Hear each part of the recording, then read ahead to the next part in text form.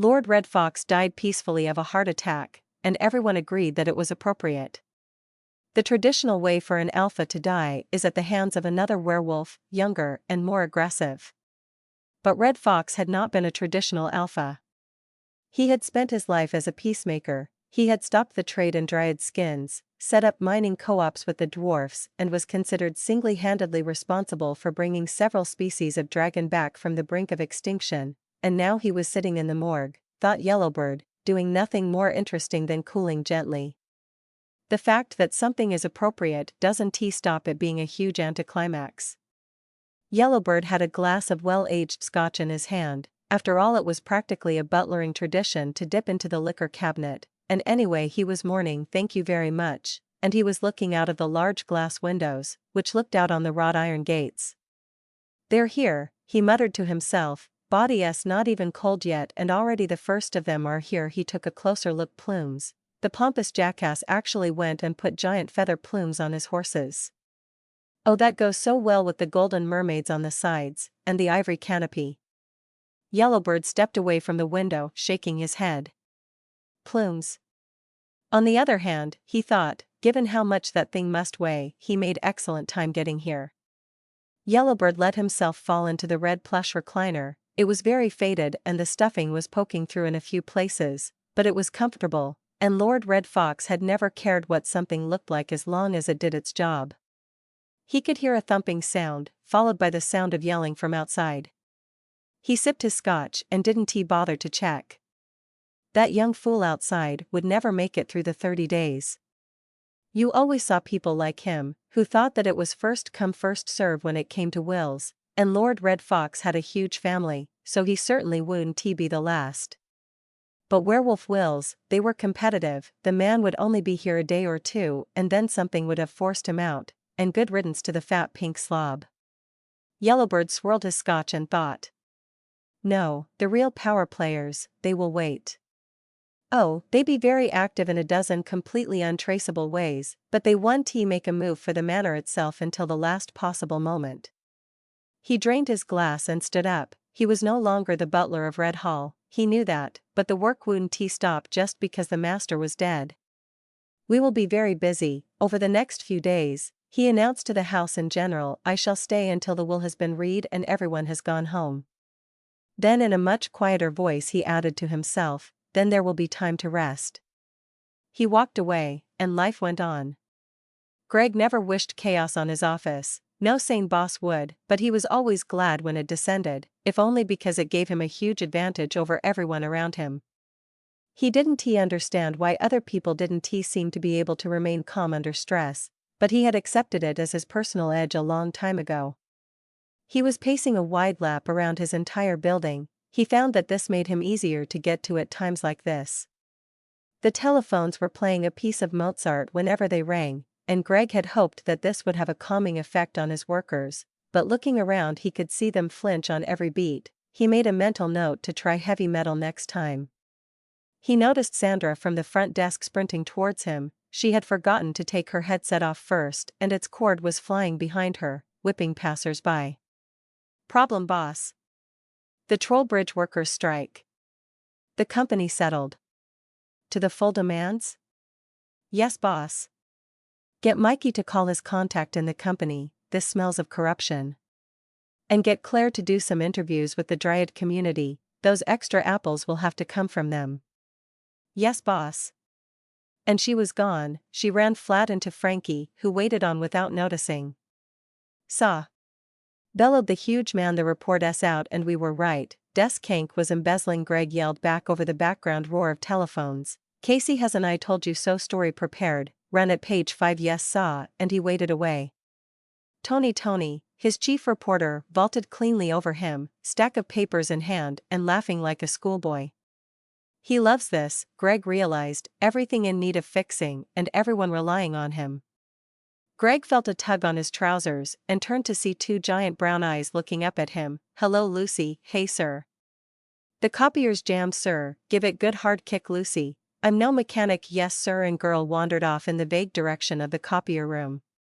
Greg shook his head and paced away. He wasn't quite sure how Lucy had come to work at his newspaper. Certainly he hadn't hired her, and he would have remembered that, wouldn't he? The chaos sunk in on him again. There were people yelling, telephones ringing, paper being ripped from one pile and thrown into another, verbal sparring and at least one small fist fight. It was like being back at school again. There was Andrew, the new boy on the front desk, running toward him, ducking and weaving the whole way like a ballerina who has had something unpleasant and slimy dropped down the back of her leotard. He got within 2 meters of Greg and pulled back sharply, wearing the expression of a man who has run as fast as he could to deliver an important message and is only now considering the effect it might have on the recipient. "Well, Andrew, what is it?" "Ah," said Andrew, his eyes drifting to the gaps between cubicles. "What's your message, Andrew?" Andrew swallowed. "We regret to inform you," he said, standing to attention for reasons best known to himself, "of the passing of your uncle Red Fox. His will shall be read on the 30th of October at 8 o'clock in his home of Red Hall." Then he stood there staring directly ahead. There didn't seem to be anything else. "Get Ants to do that thing he does with airline tickets, and get me 2 first class for Alice Springs tomorrow, and tell Tony to come to my office after today's paper goes out." Andrew nodded, but he was still at attention and staring straight ahead. "Dismissed?" Greg guessed, and Andrew sprinted away, looking about as relieved as a theme park visitor who has just found the toilet block. Then Greg got back to work. After all, the world doesn't stop turning just because someone's uncle died. There was a crunching sound, followed closely by a soft tinkling sound, like a dozen little gears rolling on the floor. Exactly like that, as a matter of fact. Greg shook his head and paced off to where they kept the spare copier, and life went on. The office was peaceful. The work was all done. The paper was out. There was nothing else left to do, but there was still half an hour on the clock, so everyone just lay around drained and exhausted, but happy. Tony loved these moments. Tomorrow everyone would be running around all over again, but for now, the whole world was calm. Tony remembered that Greg wanted to see him in his office. He wondered if he would still be there. Then he answered himself, of course Greg would still be in his office. The man had no idea how to relax. He eased himself up from the pot plant he had been resting his weight against and set off down the hallway. The whole way down people called out to him, and reached out to pat him or shake his hand. Sandra even lifted herself from where she was half passed out over the emergency copier, to give him a hug. This was their victory, and everyone felt that it was well earned. Greg's office was second from the end, and it looked exactly like all of the others. On the door was written Greg Editor. Tony had found that people were always disappointed the first time they walked into Greg's office. There was always this expectation that an editor's office should be some luxurious place, fit for a power-mad emperor. Tony had been around for a while, and he had come to the conclusion that an office isn't nearly as important as what it contains. Greg was sitting at his desk with 3 piles of papers and 4 variations on the theme of highlighter. Tony wasn't even slightly surprised. "Hey Greg," he said, "what's up?" Greg glanced up, and even though his face was blank, Tony caught the strange sensation of warmth. "Hello Tony, how's that charity you set up? Scrying crystals for the blind?" "It's going great, man. We got just over 1,000 donated crystals last week and we're still growing. My business partner showed me the plans she drew up yesterday." "What plans?" Tony was feeling mischievous, and with a grin replied, "You remember how I said it would be nice to have my own building to use as a distribution hub? I mean, we are distributing the donated crystals all over the city." "Yes, I remember, and you remember that my business partner trained as an architect." "Yes, I see. Really?" "Absolutely, I have the plans for the start of my own little empire sitting on my desk at home, and all I need is a little money to push it through." This seemed to be what Greg had been waiting for. Would 100,000 be enough? Tony felt alert all of a sudden. He had known Greg longer than anyone else in this country, and he knew his editor rarely thought hypothetically. It would definitely help a lot. "My uncle Red Fox is dead." "Well, sorry to hear it." Tony leaned back in his chair and focused on the ceiling. "You told me about him once, didn't you? He was an alpha and about the only member of your family. Didn't he violently object when you decide to become a vampire?" "Yes, he was very progressive in that respect, and now he is dead." Now, Tell me what you remember about werewolf inheritance law. Well, not much. The big one is that a beneficiary must be present at the reading of the will or they forfeit their inheritance, and their share is distributed between those who are present. That right? It's a bit of a strange law. I always thought so does everyone else, but it's traditional at this point. Okay, so what you're saying is that there's a good chance you will be in this will.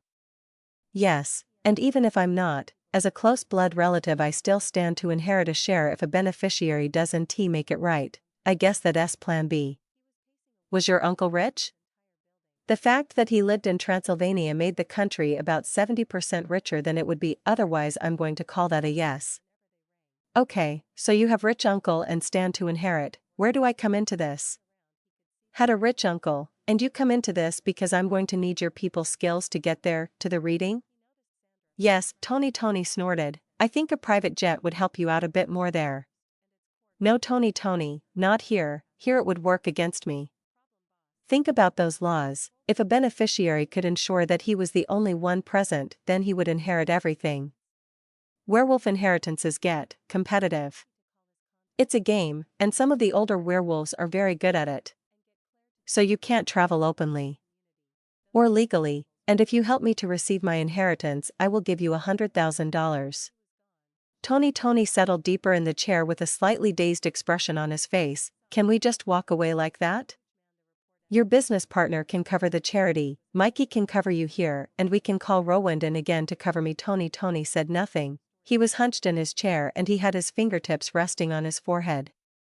Greg seemed to know what to do. He touched Tony's shoulder and waited until their eyes met. Please Tony, he said, I need your help with this one. Tony watched back. Then, very slowly, an amused smile spread across his face. Exploiting werewolf law in a life-or-death situation against opponents with everything to gain. He chuckled and offered his hand. I'm in. There was a loud thud as the plane's undercarriage hit the ground, followed by a much louder thud as the fuselage hit the ground. Then there was a horrible drawn-out grinding noise as several $1 million of meticulously folded and riveted aluminum dragged itself across the ground and ripped itself to boogery. Finally, there were some gentle tinkling noises, backed by the low bass rumble of a single tire rolling away from the wreckage. Then there was a long uncomfortable silence. Well, announced Tony to the otherwise silent plane, that is the last time I fly on a plane that Ant's picked out. Oh, don't be so dramatic, said Greg, while folding up his newspaper. We made it, didn't we? Well, we're back at ground level again. I don't think I can argue with that. He glanced out of his window, his heartbeat starting to return to an almost normal level. Hey, he said, we fell way short. I can see Uluru in the distance. Really? Said Greg, who had finished collecting their luggage from the overhead compartments. That's good, we'll head there then. What? I thought you wanted to go to Alice Springs. No, I just wanted our flight records to reflect that that was where we were going. Greg was a very calming person to have around in an emergency, and Tony could feel his customary grin starting to return. You are a very difficult man to predict, you know that, Greg? Thank you, I'm relying on that to make me hard to stop. Okay, Tony hoisted himself up and together they headed for the back of the plane. So you wanted to go to Uluru this whole time? No, but both Alice Springs and Uluru have plenty of road access. We're heading for Adelaide. Adelaide? What's there? A large colony of windsurfers. Tony considered this. I tried windsurfing once, and it was fun, once I stopped falling off, but, he threw his head back, his eyes unfocused. Right, from that article we did a few years ago, that giant annual migration that they do. To Italy, right, which geographically speaking is a hop, skip and a jump from Transylvania, thus taking everyone by surprise when you show up half a continent away from where you should be. Well, I had planned on lying low for another 29 days once I was in Transylvania, but yeah, you understand. Tony thought about this, and then whistled through his teeth while nodding slightly. Thank you, you're up. A rather pretty stewardess in a rather rough uniform was sweeping towards them. Tony locked eyes with her, rested his hand on her shoulder, and gave her his most winning smile. I want to thank you for what you did back there, keeping everyone calm. Oh, she said, faltering slightly, it was my thanks. She looked away, blushing. I'd like to take you out to dinner sometime, do you have a number? About a minute later he met up with Greg outside. I don't think that getting her number was really necessary, well it worked didn't it? I noticed she didn't object to two potentially concussed passengers walking out through a jagged hole in the side of an aircraft into a desert they have no equipment for. Tony, how old do you think that girl was? I'd say, early 20s, this would make her literally half your age. Well, you don't need to bring that up, said Tony, looking hurt, and anyway, he said, his grin returning, I'm not married at the moment, and that makes me fair game. So if you have problem with my methods, he said, his grin getting much wider, you could always do it yourself. Greg said nothing at first, but after a while he said, very slowly, Tony, do you remember when we met the Countess of Leicester, and you told me to turn on the charm? Yes, said Tony, his grin now taking up most of his face, yes, I do. Good. As long as you remember that, I know you didn't take that suggestion seriously. They walked in silence for a moment. Tony? Said Greg. Yes? What was going on when you got her talking about clever linguists? Cunning, and it was just research. I asked her what kind of man she liked. Ah, well, I know you're experienced with the tongues of Japan and Morocco. Yes, I have a certain familiarity with the tongues of all 7 continents. Good grief, even Antarctica? Even Antarctica. Tony? Yes? You do realize that I know exactly what you're talking about, right? I was wondering, but thank you for clearing that up. They kept walking. Greg? Yes? Uluru is a very long way away, across a patch of baking hot desert. That's right. Do you have any idea how we are going to get there? Not as such, no. They stooped walking. Yeah, they continued to not walk. You trained as a mage, didn't you? Yes, I also dropped out. Anyway, we're not looking to blow up the desert. Right, but you're a vampire, yes? I've never been very clear on what being a vampire lets you do. Can you turn into a cloud of bats or something? No, that's a feat only a high-level vampire can perform. They can also control animals, heal the sick, and make their eyes glow an imposing shade of red. I mostly got in it for the immortality. So what level are you? First, what does that let you do? I can levitate small objects, as long as I'm touching them. That's it? That's it. Tony found this eyes being drawn back to the downed aircraft. Small objects, hey? Yep, Tony's eyes found a part of the tailplane that had ripped off, his grin became more pronounced. How about light objects? 15 minutes later, the Uluru Avenger, 1, was speeding away across the desert. I have to say Tony that this was one of your better plans. Thanks Greg, I like it too, but can you explain to me again why we can't sit on top? The airflow over the top needs to be smooth and fast. If we were up there we wouldn't have any lift, right? And the reason we can't go more than a few feet off the ground? That's down to ground effect. We would lose our cushion of air if we tried to go any higher. Why do you ask? Oh, no reason, I am glad we're mobile. But in future I would appreciate it if I didn't end up staring face down at rough ground moving past about 3 inches from my face at 100 kilometers per hour. Advertisement, I'll bear it in mind, said Tony, looking apologetic. Where were you planning on going when we reached Uluru? I had planned on renting a car and driving down to Adelaide. That's a 2-day trip, isn't it? At least Tony thought about this. I think, he said carefully, that I know a way to get us there faster. What, how? One of my ex-wife's former fiancés set up here, he was an inventor. Tony waited, but Greg was silent. He lives a little bit out of town, we should hang a left here. 1. Greg had wanted to know what they were avenging, and Tony had replied that they were avenging in a general sense. In which we get hints of opposition. Ring reclick UTI 764 ring reclick. Well Charlotte? It's a bust, ma'am. They wandered off as soon as the plane stopped. Damn it girl, why didn't you stop them? I was in the wrong part of the plane. By the time we were released from emergency duties, they were already gone. Right. You brought them down in the desert like I asked? Yes ma'am, then where could they have got to? We landed near Uluru, ma'am. What? Stupid girl. Enough inaccessible desert to swallow most of Europe, and you put them down right next to a major tourist attraction. Yes ma'am, sorry ma'am. Alright. Never mind, it's too late to change it now.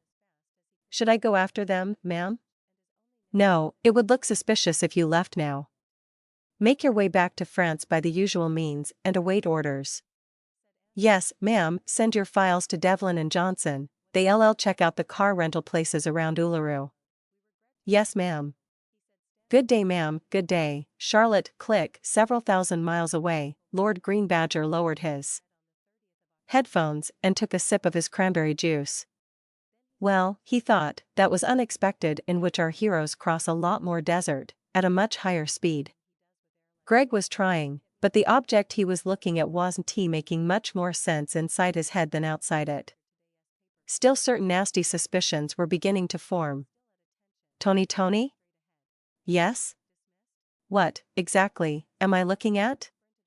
Well, it's a Zorb, they're big in this place, and great for desert crossing. That bit I understand. What I'm having trouble with are these things attached to the side. Oh, said Tony, non-commercial. Yes Tony, what exactly are they? Well, they're speed boosters, you know, so we can go faster. I mean, that is, they're ramjets, aren't they? Tony, that's a right, said the grizzled toothless man beside them. Me own rocket-powered balls, he said with gratuitous winking. Available for hire or rent. Are they safe? Greg asked. The question seemed to confuse the man. Greg let the matter go. I don't think we'll be able to steer these things, except in the sense of large-scale geography. Do you have a double-hulled one? Aha, dat wouldn't work, they would tip over. Ah, good point. Then, sides with a single hull, there's more room fo, tumblin', said the man, while winking and nudging like a malfunctioning gif. There was a long silence, broken only by the continuous from the man. Ah, we're both men, Tony helpfully pointed out. The man didn't stop winking and nudging. Greg was tired of waiting. Let us just pay the man and get out of here, he said to Tony, already climbing into the closest monstrosity. Tony followed him. I wonder how you start this thing? He said. Something flew in through the entrance hole, landing neatly in front of Greg. He picked it up. It looked suspiciously like an old PlayStation controller. He held it out to Tony and asked the question that had been bugging him since they had arrived. Tell me the truth, Tony, is this guy completely insane? I honestly couldn't tell you, Greg, but I am very keen to find out, replied Tony. Tony brought his finger up to the X button. Greg made no move to stop him. There was a deafening roar from outside, and centrifugal forces suddenly became an intimate part of the two men's lives. In which our heroes are tailed. Devlin was dozing in the hot sun when Johnson knocked on his window and climbed into the driver's seat. He jerked upright and tried to cover his lack of professionalism. Well, did it help when I left? Not really, replied his partner, he just kept the innuendos coming. By the end of it I swear he was implying something about livestock. Oh, said Devlin, sagging visibly. Well, in that case I'm sorry I, left you there. Johnson nodded sagely. It's all right, I understand. No really. It's all right. There was silence for a beat. So did you get any information? Actually yes, they were here, they took a Zorb and went north. Okay, Devlin rubbed his forehead. Where does that lead us? No one else saw them, so they must have come straight here. That means they must have known about this place in advance, so we should check the connections in between those two and the old man. The old man had quite a lot to say on the connections between those two and himself. Really? What did, said Dante, slowing down as thought caught up with him. Never mind. North. What's north? Most of Australia really, so we have no idea where they're going. Ah, but we do. I broke into the old man's house on my way out, and you broke into his house, said Devlin, horrified. All is fair in love and war, said Johnson, mildly. Yeah, but he paused, searching for words, and then gave up. What did you find? All the spheres had tracking devices. Their one went north at first, but course corrected south-southeast. They're making a direct line for Adelaide. Why are they going there? I don't know, but if we can stop them there it won't matter much, right? Can we catch up with them? No. Even in the jet, they have too much of a head start, so we report ahead. Yep, Devlin nodded and found himself drifting away. He let it happen. The matter was settled until they got back to the jet, and there wouldn't be any more work until they could use its high-powered antennas. He found himself wondering about his partner and why he was doing this job. Presumably he had his reasons. 29 more days, he thought to himself, and then, if we do our job right, we all get what we want. In which our heroes go swimming. It was a beautiful sunrise.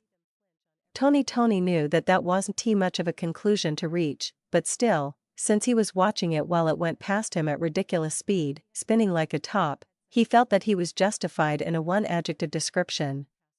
The stretched as best he could against the high G-forces. The ball had been surprisingly comfortable after he had gotten used to it. "Good morning," came a voice from above him. Tony glanced up to find Greg pinned roughly to the ceiling, as these are figured in a spinning ball anyway.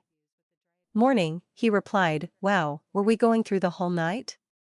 "Yes, I'm not entirely clear on why we haven't run out of fuel yet." Tony grinned. "Given the way mad scientists usually work, this is probably a you don't want to know situation." Greg nodded. "I can't be sure, but I think that we're coming up on the sea. The horizon has been getting shinier for some time now." Tony looked, but it was impossible. "Okay, I'll believe you. What are we going to do when we hit it?" "Well, first of all, we need to find some way to stop this thing. I'd much rather not crash." Tony nodded, and then his brow creased. "Wait, shouldn't this thing float?" Greg nodded rather too slowly for Tony's taste. "I think it will float, at least at first, and I don't think the ramjets will be stopped by a little water either." Tony let the image form in his mind. "Ah. Right," he said, and then rather more cheerfully, "Well, I bet that would get us to Italy eventually." Greg wasn't smiling. He was looking out of the sphere, and he looked as worried as a man can look without displaying emotion as a matter of course. Tony heard him yell something, and suddenly they weren't on desert anymore. They weren't really in sea either, and they didn't appear to have access to gravity. There was something blue and shiny filling Tony's field of vision, and it was getting bigger. See, his mind provided, just before they plowed into it, and then plowed out of it, bobbing up out of the water, and then further out of the water and on to a huge outcropping of rock, which it started to climb. Greg yelled again, and Tony, who had been planning to do it for a while, reached over and turned off the ramjets. The world vast suddenly a lot quieter, containing as it did only the sounds of crunching rock and avalanches as the thing continued to climb. "What was that?" called Tony. "I said, don't turn off the engines." "Ah," said Tony as the thing reached the top of its climb and sailed gracefully over. "Oops, they went down." It was rather faster than when they had went up. Tony thought that this was rather unfair. It was like the ball was trying to make up for lost time. They hit the water, and bobbed up again, but this time not nearly as high. Tony was very aware of the water pouring through the entrance hole. He heard Greg yell something, but he was already gone, out through the hole and into the water. Greg was right beside him. Together they watched as their temporary transport found a new home on the seabed. There was a long pause, while the two of them floated. Then Tony turned to Greg and asked, "What was it that you were trying to say before we got out?" "I said to bail out." "Oh." They were silent again, and then Tony started laughing. He couldn't help it, it just came naturally, welling up inside him. He laughed at their choice of transport, the mission they were on, the things that kept happening to them, their lack of clean clothes, the world in general, and as he laughed he began to feel better. He was still laughing several minutes later when someone grabbed him from behind and lifted him out of the water. "Dude, was that ball yours?" said his rescuer. Tony felt a blast of something herbal waft across him. "Ah, yeah," said Tony, not really worrying about consequences. "Ball dude, that was a crunchy stunt you pulled there, huh?" said Tony, who was having problems following what this man was talking about. "Straight up bull si, balls out, not balls up," clarified the man. "Oh, great man, thanks," guessed Tony. "No worries man, I'm Woon." "Well, nice to meet you Mr. Woon, I'm Tony, hey T.T. But hold man, Mr. Woon was my father, call me, Mr. Ian Woon. Good morning, Mr. Ian Woon, ILL. There was something on the man's breath that was making it hard to focus, and rather too late Tony noticed that he was being held on a surfboard, which was hovering about 2 feet above the waves. Tony finished his sentence. "You a windsurfer, aren't you?" That's right, man, riding the turbulence, surfing the squalls, until the day I die, man. Tony noticed others on the boards sailing at a leisurely pace towards them. One of them scooped Greg out of the water. Tony saw the opportunity and seized it. "You're heading to Italy, aren't you?" In which a shark bites with his pearly teeth. When Greg had told him that he needed him for his people's skills, Tony had assumed that he had been making an excuse for some company. Now however he was beginning to suspect that his editor had been truthful. He was also beginning to realize that it is possible to suffer hospitality. Mr. Ian Woon turned around in front of him. "Hey, T. balls out, check this." Tony felt that he was beginning to hate that phrase. He gripped the sides of the board. Mr. Ian Woon brought the board within a foot of the water, and then turned it completely upside down. Despite everything, Tony did feel impressed as he watched Mr. Ian Woon wash his hair in a casual, dignified manner. Then again, maybe that was just the blood rushing into his head. Something large and shark-shaped, it may have been a shark, jumped at them, and fell about 20 meters behind them. Suddenly Tony wasn't having quite as much fun. "You get many sharks around here?" he asked. "Oh natch, dude. This is the big red, Australia man, everything here wants to take a bite out of you." Tony couldn't help himself, "Even the women?" he asked innocently. Mr. Ian Woon laughed and, to Tony's great relief, turned the board upright again. Tony felt the blood settle in his body again. It was a warm feeling. "Where did these boards come from anyway?" he asked Mr. Ian Woon. "The prof back there came up with them," said Mr. Ian Woon, jerking his head back. "We were cowing together one night, me and him, and he suddenly goes all nuts on me and starts playing with McDonald's cups, so I leave him to it, and next morning he's messed with all our boards and now we fly, man, like for real, not in our heads." Tony's reporter instincts kicked into high gear. He noticed the slightly neater-looking surfer carrying Greg behind him. He began to understand why the spinning discs on the underside of the boards looked so familiar to him. But he was a reporter who knew his audience, and above everything else one question came to the fore. "Cowing?" he asked. "Eating grass, man." Chuckled Tony, who was enjoying himself again. He stopped to consider. It was unlikely, to say the least, that he had stumbled across the original windsurfers, but still, Mr. Ian Woon was clearly a man on the inside of this story, and he clearly wanted to talk. Tony could practically feel the notepad in his hand. When this is over, he thought, I may just write a book in which a trail is lost. Deep sea salvage was definitely not a job the jet's winch had been designed for, making it fortunate that the bay was actually quite shallow. Devlin watched the screen as the deflated, soggy, transparent sphere was lifted from the water, and he chose not to voice his opinion on what it looked like. Johnson watched his partner's face and made a similar decision. "There's no one inside, could they have drowned?" offered Devlin. "We won't know until the divers go in, and that won't be our job, but my gut says no. I think they got out. It's definitely not far to shore from here if you swim up the coast," said Devlin. "If they went down the coast instead, then it's 200 kilometers to the next decent beach." "Do you think that's what happened?" asked Johnson. Devlin had the feeling that he was being tested. "I suppose it would simplify matters if it was. But no, I don't think it will be that easy. Then the next move is to sweep up the beach."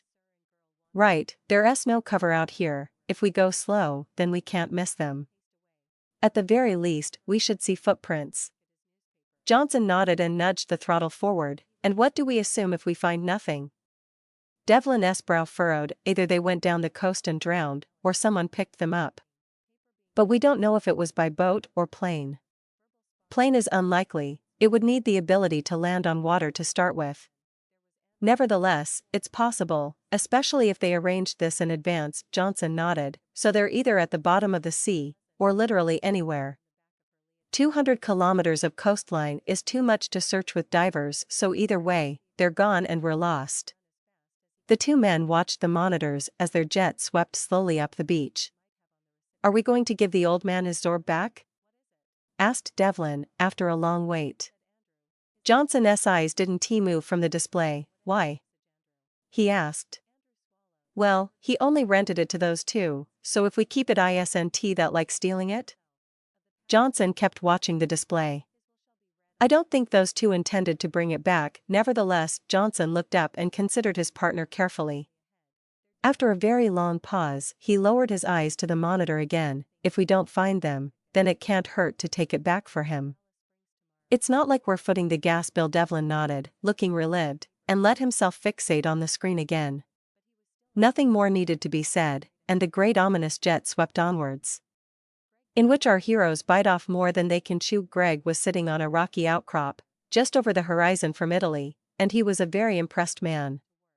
He was impressed by the way that the windsurfers had ridden the wind currents. He was impressed by their boards, which had taken them from Australia to Italy, if not exactly in comfort, then certainly in style. He was impressed by the board designer, a man that had called himself Prof, and who seemed to have an impressive and varied grasp on just about everything. He was impressed by the rocky outcrop that Mr.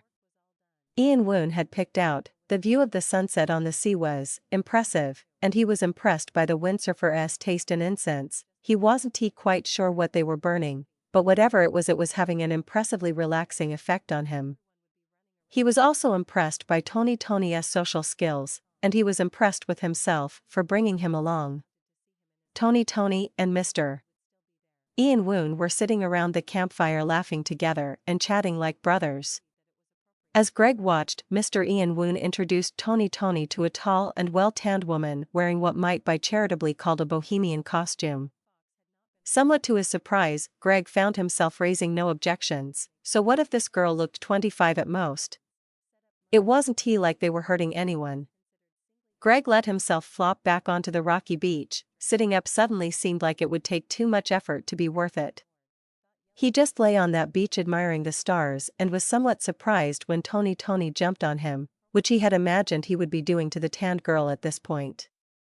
Hey Slim G, breathed Tony. He sounded a little unfocused. I got us a travel partner, wah? Asked Greg, trying to make sense of this turn of events.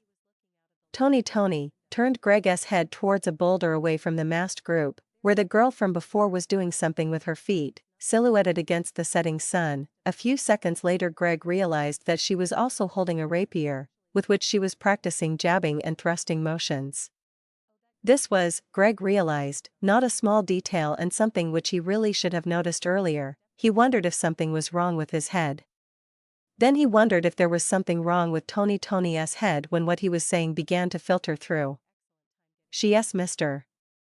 Ian Woon's daughter, apparently, her name's Free Flower. Mr. Ian Woon thought it would do her some good to see more of the world, at ground level obviously, and I agreed to let her come with us. I think it's a good plan. Greg did not think it was a good plan, he thought it was a bad plan. He found it very easy to raise several objections, not least of which was the fact that he didn't want to split the money any more than what he already was. He searched for some way to discourage Tony. What does she think about all this? He fished. Oh, he talked to her about all this, of course. She's fine with it. Apparently she wants to be a champion fencer. She is hoping she'll meet some strong people to fight against. On the way, Greg amended his opinion to goddamn awful idea. The very last thing he wanted to be doing was trying to lay low while traveling with an aggressive, sword-wielding girl who was wearing an outfit certain to attract the attention of every man in Eastern Europe.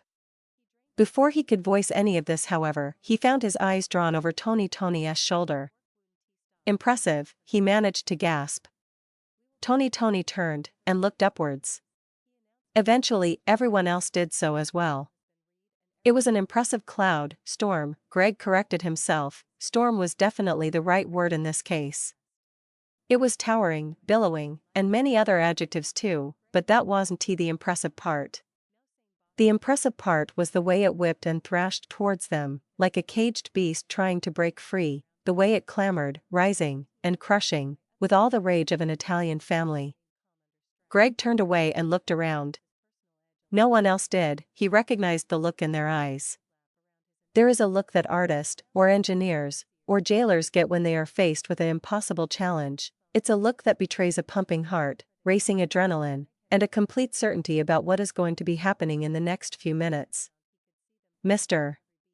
Ian Woon had said that no one would be going up until morning, so that they could make a dramatic entrance on the morning breezes, but Greg knew that wouldn't matter now. There are an infinite number of universes for every outcome of a dice roll, but there is no universe anywhere in the multiverse where these people would not rise to challenge this storm. Then everyone started moving as one windsurfer. They scattered left and right and clambered over one another to get to their boards. Free Flower caught Greg by the back of his shirt and hoisted him onto her board. Her eyes never left the storm. And then they were off. They climbed higher and higher, and the wind got choppier and choppier. The surfers rolled expertly with the breezes. Still they climbed higher, and still the wind got more violent. Greg noticed that some of the surfers were getting left behind, but still they climbed. Free Flower and her father were leading the charge, taking Greg and Tony with them. Greg thought the storm was even more impressive from up here. He imagined the front as enraged dragons, bearing down on them. The winds here were intense. They slipped through the cracks in jet blasts and rode the roaring updrafts like a volcano. They were almost inside the clouds themselves. Then Greg's imaginary dragons became somewhat more real. He heard a panicked Mr. Ian Woon scream, "Smoke dragons." Then everything went to hell. In which our heroes go tightrope walking. It took Tony a very long time to regain consciousness, and when he finally did he kind of wished he hadn't. His senses came back to him slowly. Smell came first, the oldest sense, he remembered from an article he had written once, but smell didn't really do much except confirm that he should have done a better job with washing last night. Somewhat discouraged, he let his sense of touch feel his surroundings. He was clearly lying on something. It felt too rough to be anything man-made and too regular to be anything natural. In frustration, he opened his eyes, and even this didn't help. All he could see was solid whiteness. It was like looking at the inside of a ping-pong ball. "Where am I?" he asked. "You're laying on top of a dragon," came Greg's voice from nearby. Tony nodded, as solemn as a mountain gorilla, and wished that he could lose consciousness again. That didn't seem to be an option. Holding his head he sat up and looked around. He was indeed on a dragon. It was large, white and completely unaware of their existence. Tony was somewhat underwhelmed. "Shouldn't it be more vicious?" he asked Greg. "According to Free Flower, they're only like that." A sunset. Greg nodded, which hurt quite a bit more than it should have. He made a note of this. "What happened?" he asked. "You fell off of Mr. Ian Woon's board. Free Flower dived and caught you, but you broke her board when you landed on it. Then the three of us landed on the back of this dragon, and we held on until it stopped bucking. Since then we've been waiting for you to wake up." "When did I go out?" "You hit your head pretty hard when you hit the board." Tony held his head. It still hurt. He took a better look around him. It seemed easier now. Greg was sitting cross-legged next to him, watching him carefully. Free Flower was laying some distance away, hands crossed behind her head in the classic star-watching position, except that there were no stars. He also noticed something that he hadn't noticed before. Long stout chains were wrapped around the dragoness body and leading off to the left, and right, behind and up, and although he couldn't see it, Tony would have bet on below as well. He tried to make sense of this, but his head didn't seem to work right. He pointed a shaky finger at the chains and gave Greg an inquiring look. "They seem to go everywhere," Greg replied. "We've been talking about them and we think it's a lattice of dragons." "A lattice of dragons?" Tony asked. Greg was clearly using English, but the sentences he was forming weren't making a lot of sense. Greg pointed up. "Dragon here," he said. "Dragon here," pointing left, then right, down, and inward. Tony noticed that his finger lingered on the inward. Someone chained a couple of thousand dragons together and made a giant flying box. Tony let the question spin around his head. until they calmed down enough that one became the most obvious. Why? Either as a juvenile prank, or because they wanted to lift something. Either way, we'll find the answer at the center. Were you making a joke there? What? About 1,000 dragons being a juvenile prank. Oh. No. Oh, Tony held his head again. There didn't seem to be anything else to say, and that is always a bad sign in a reporter. Are you up to walking? Asked Greg. Where did you want to go? Greg pointed inwards again. There's no rush if you're not up to it, said Greg. They want to go nuts again until sunset, and it's barely sunrise. Tony thought about this. The truth was that he needed some more time to rest, but he didn't know how Free Flower knew about dragons, and he wasn't sure he could trust her to know all the berserk times of by heart. I'll go, he said. Free Flower must have been listening, because she immediately jumped to her feet and started walking inwards. She crossed over the dragon and walked onto the chain without significantly changing her stride. Tony thought her sense of balance was incredible, and he watched as she strode into the mist and was gone. Greg helped Tony to his feet and then walked to the chain himself. He was much slower over the chain than Free Flower had been, picking his way delicately along. He didn't fall though, and Tony was impressed, until he realized that Greg was using his levitation to stabilize himself. Greg took one look back, and then the mist swallowed him too. Then it was just Tony, alone on the back of the dragon. He walked his way to the edge of the dragon, looking braver than he felt, and looked down. He had somehow been expecting vertiginous heights, instead it was just the same ping-pong ball inner as the sky, and he was surprised to find that this was absolutely no comfort. He put his first foot on the chain, then his second foot. Not so bad, he thought to himself, and he made his way down the chain like this, doing a kind of hip-heavy shuffle, which would have been very fashionable in certain dance halls. The mist was ridiculously thick and the dragon behind Tony disappeared in barely any time. He had no way of knowing how long the chain was, so he just kept walking. All things considered, he thought he was doing rather well, and then his front foot slipped. The chain came up to meet him at high speed, and he grabbed it and hugged it tighter. His other foot slipped, and then his arms lost their grip, and he was left there dangling, by his hands, over an indeterminable drop. Tony called for help, but it was no good. The mist swallowed all sound. He tested his arms, seeing if he could lift himself back onto the chain. Maybe 20 years ago, he thought, while he continued dangling there. He remembered the playgrounds of his youth, and picked out the direction of the center, and finally he began to swing, hand over hand, down the length of the chain. Say what you like about Tony, but he was not a man that quit easily. Tony felt light-hearted, or was that light-headed? He was a long way up. He realized he was moving a lot faster under the chain than he had been over it, and for the first time since he had woken up this morning he felt like smiling.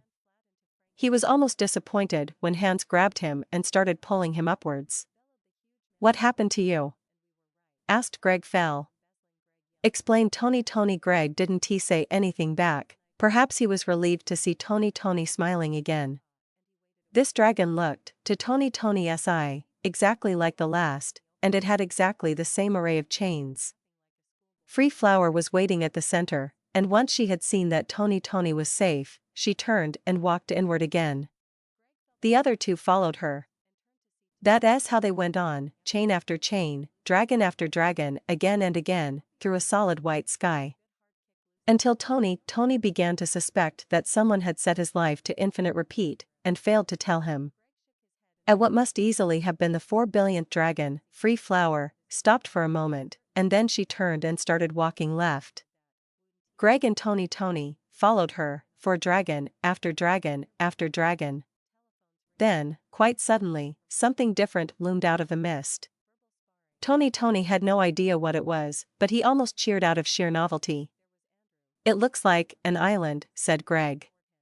Tony looked closer and realized that he was right. Why on earth would someone want a flying island? He asked, mostly rhetorically. Greg said nothing, but Free Flower kept walking, so the other two kept following. Tony's feet touched grass. This cheered him up a great deal, So much that his spirit wasn't hampered at all by Greg wondering aloud how grass could grow so high. "Oh, what does it matter, Slim G?" asked Tony, completely rhetorically. He danced around and walked backwards in front of the other two. "I say, that we have our own little bit of a paradise here. We should enjoy it." Greg was looking at him rather strangely. Tony, I think the thin air is getting to you," he said. "Spoil sport," Tony shot back. He spun away, and walked flat into man about 7 foot tall, and about as broad across the shoulders. In which our heroes solve a mystery. It was later. Much later, and really free flower, couldn't he be any more specific than that? This annoyed her in a vague way. They clearly weren't prisoners, since the storeroom that they had been locked in included a huge open-air window.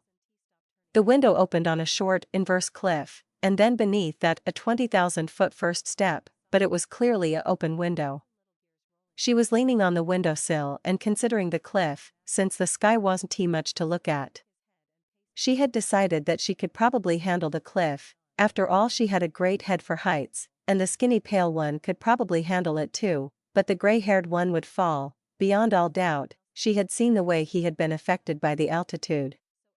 There was really nothing else to see out the window, so she turned her attention back to the room. She had earlier spotted 5 different kitchen ingredients that could be improvised into explosives, but she had left them alone. She didn't think it was wise to burn her bridges until it was really necessary. She started listening to her traveling companions again. She had been surprised to see that they hadn't tried to escape as soon as they were thrown into the storeroom. It was like they had been in this situation before. The skinny one in particular seemed to be very good at thinking logically. They were discussing the mystery of the plants that they had seen growing out of every crevice in the building. She had to admit that that one puzzled her. Trolls weren't any good at subtle work like gardening. Quite apart from anything else, they didn't have the manual dexterity. The skinny one suggested the goatmen, and that idea sat well with her. The trolls and the goatmen had a very close relationship, and they would have the dexterity for gardening. But no, that wasn't right. Goatmen were always ravenous. There was no way they could work with food like this, and anyway, she had seen flowers on the way in, food and decoration right next to each other. She just didn't think goatmen would understand that.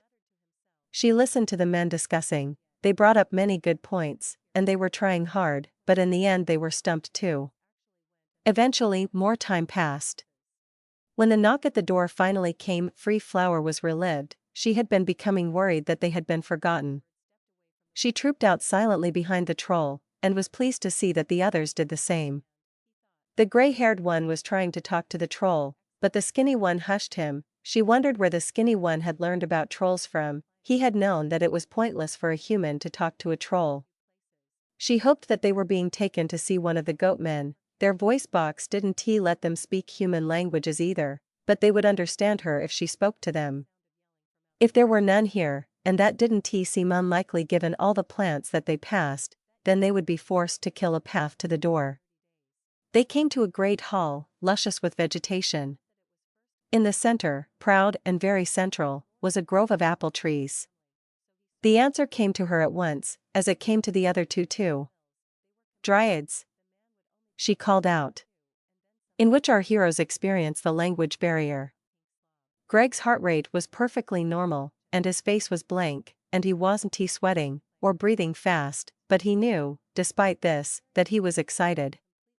Of course it was dryads. It just made so much sense that they would be working with trolls. One was a culture of giant herbivores, which revolved entirely around apples, and one was a race of sentient apple trees.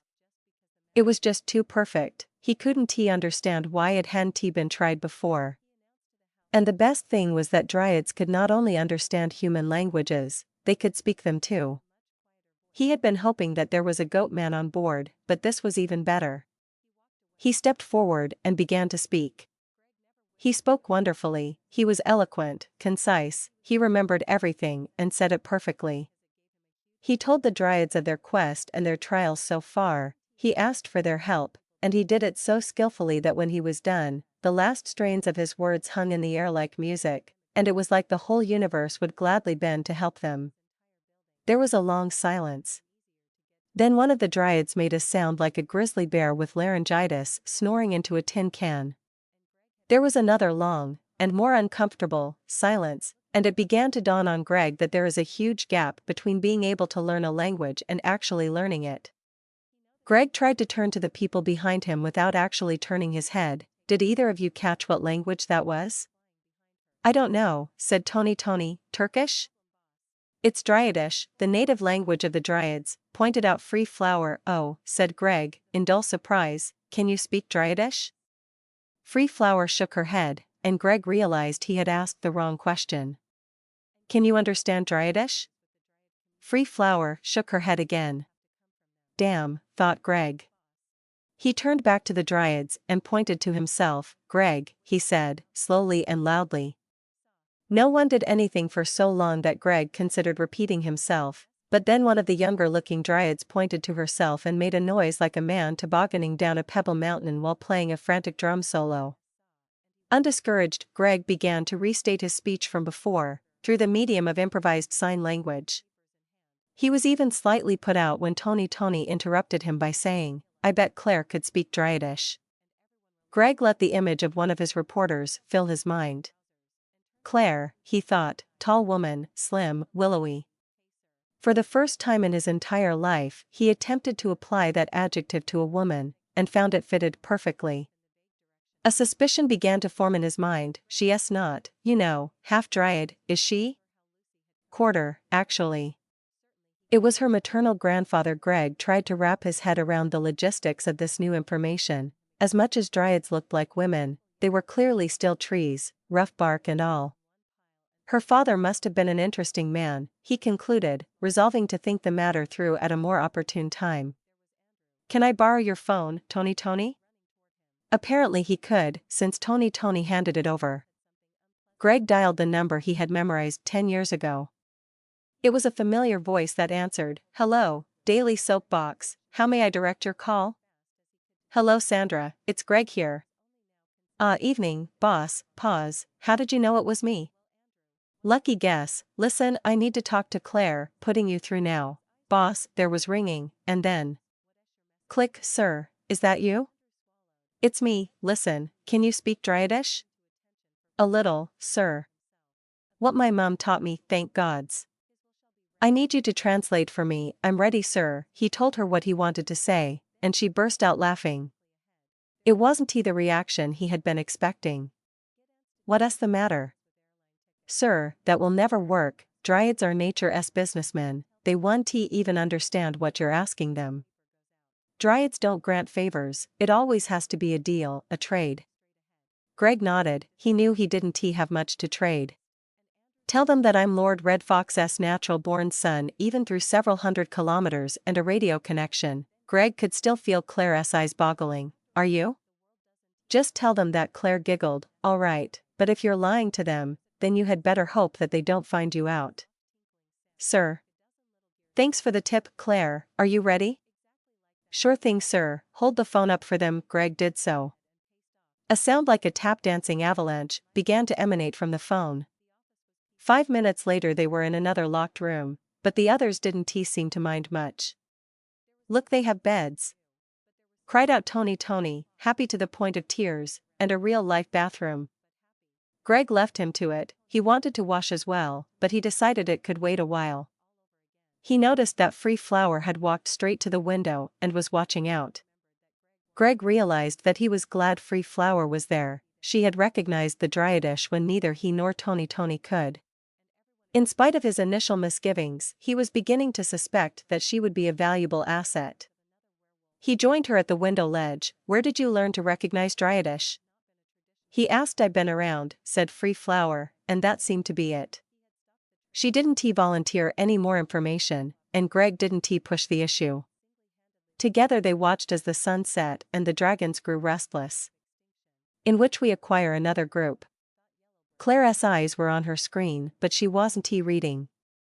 Greg and Tony were off on an adventure somewhere, making deals with the wild Dryads, and probably doing all kinds of other exciting things too, and here she was, doing exactly the same thing she did yesterday.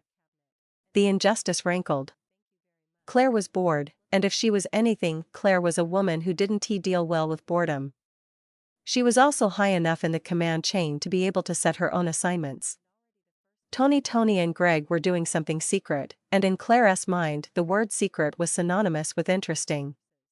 Certainly the readers were interested by interesting stories, weren't they?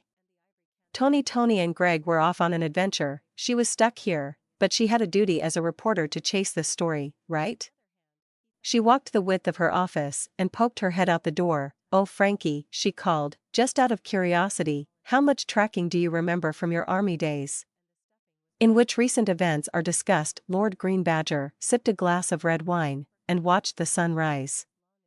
The wine was in fact of an excellent vintage, but to him it all tasted the same. Wine, art, fine music, he enjoyed all of them in their own way, but they were really all there for the benefit of his guests. Lord Green Badger had lent long ago the benefit of appearance.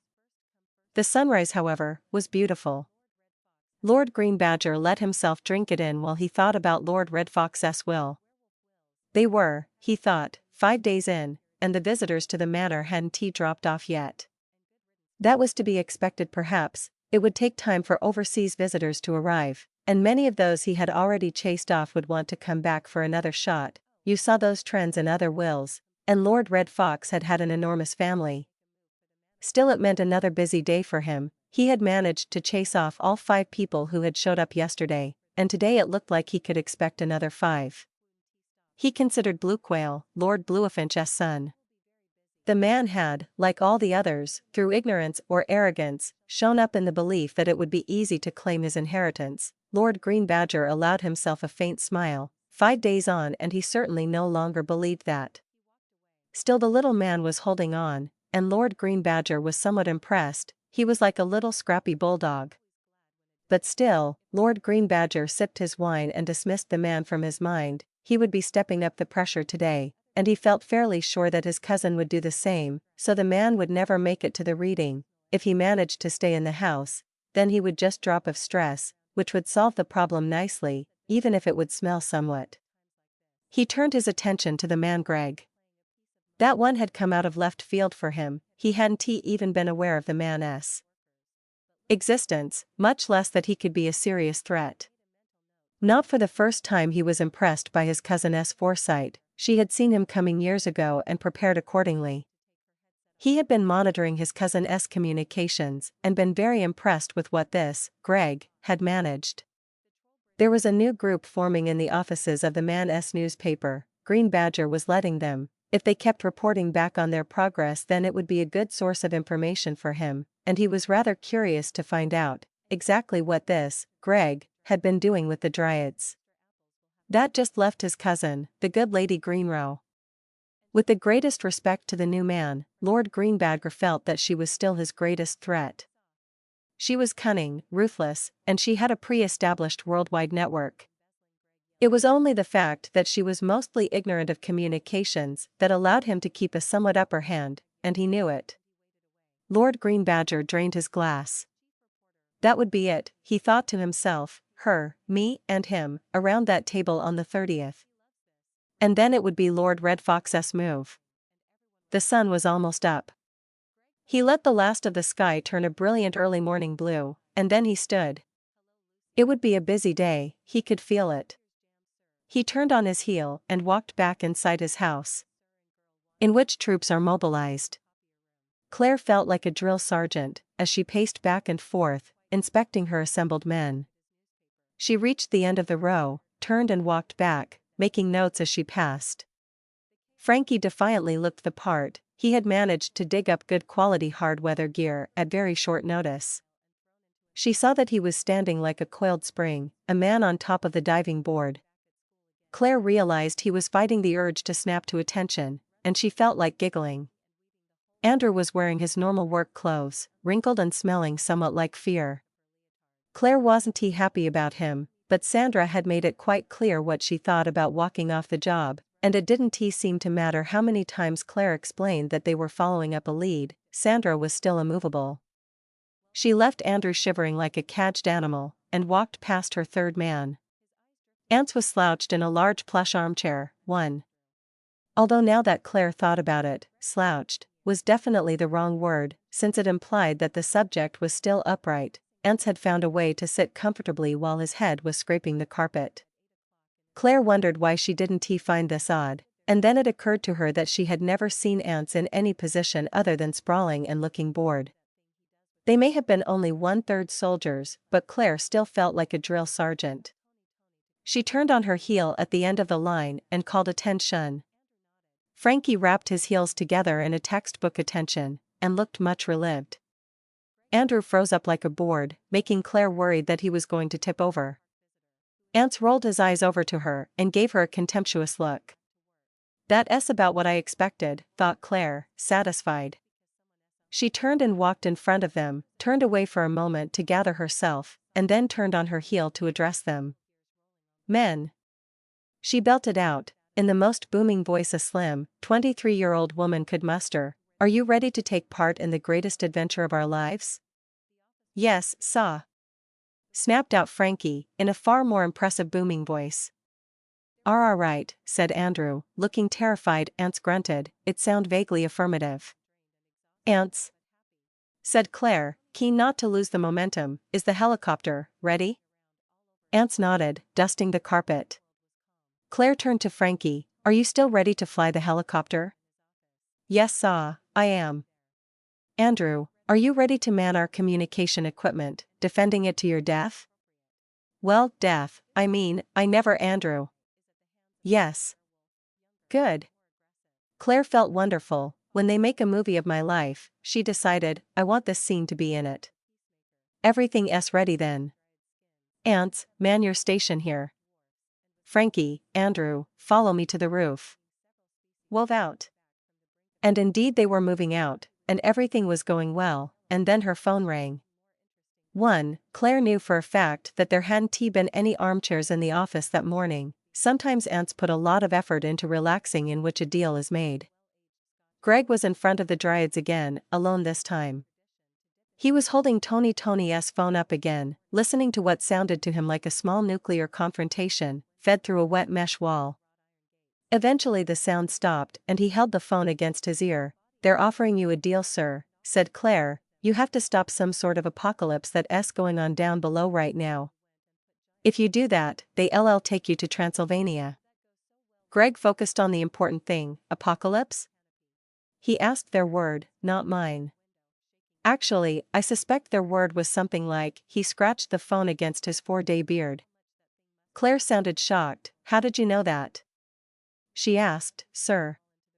She added, apparently quite genuinely lucky guess, can you tell me where we are?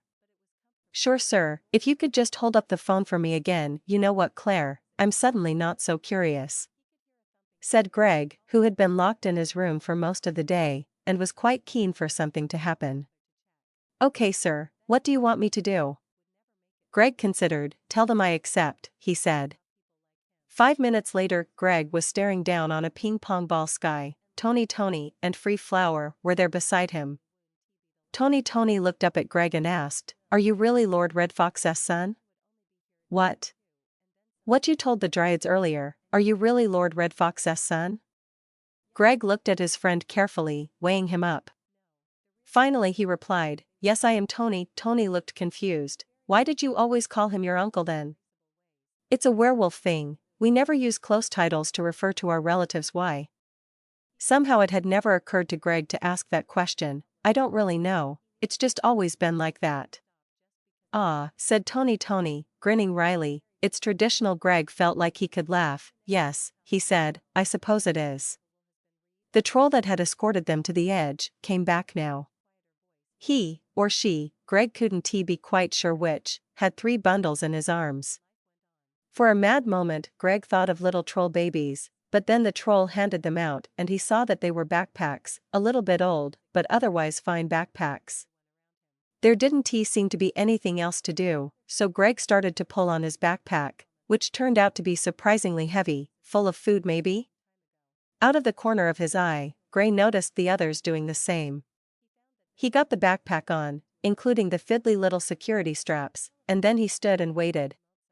The troll seemed to be waiting too. At any rate, it wasn't doing much. Greg wondered how they were going to get down to ground level, some kind of air taxi? A special dragon perhaps?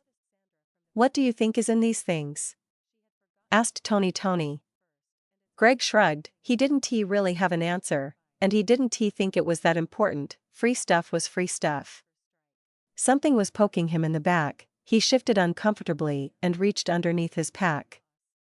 When his hand came back, it was holding a plastic gripping handle on a short piece of cord.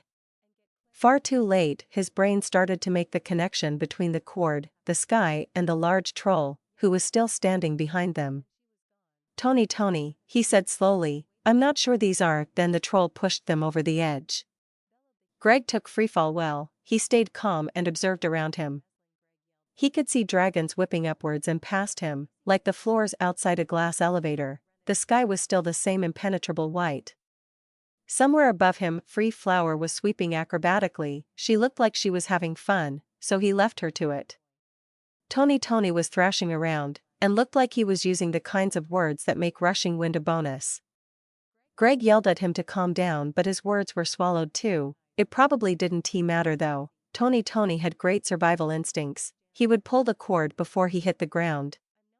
Suddenly the sky cleared under his feet, and Greg dropped into clean and clear sunshine. He was elated, then a moment later, confused, very, very confused. He pulled his ripcord so he could get a better look. It looked like the beetle from a horror movie he had seen as a child, in that it was at least 20 stories high. Then he noticed that the area behind it was devoid of trees, and he understood. It's a tree clearer, he said aloud, a mobile lumber factory. That's incredible.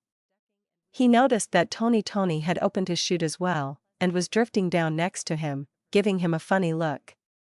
And an apocalypse, he added. I can see why the Dryads are upset. But still, you have to admit this is clever. Think of the profit margins on this thing. Tony just smiled and shook his head, and together they took in the sight in front of them.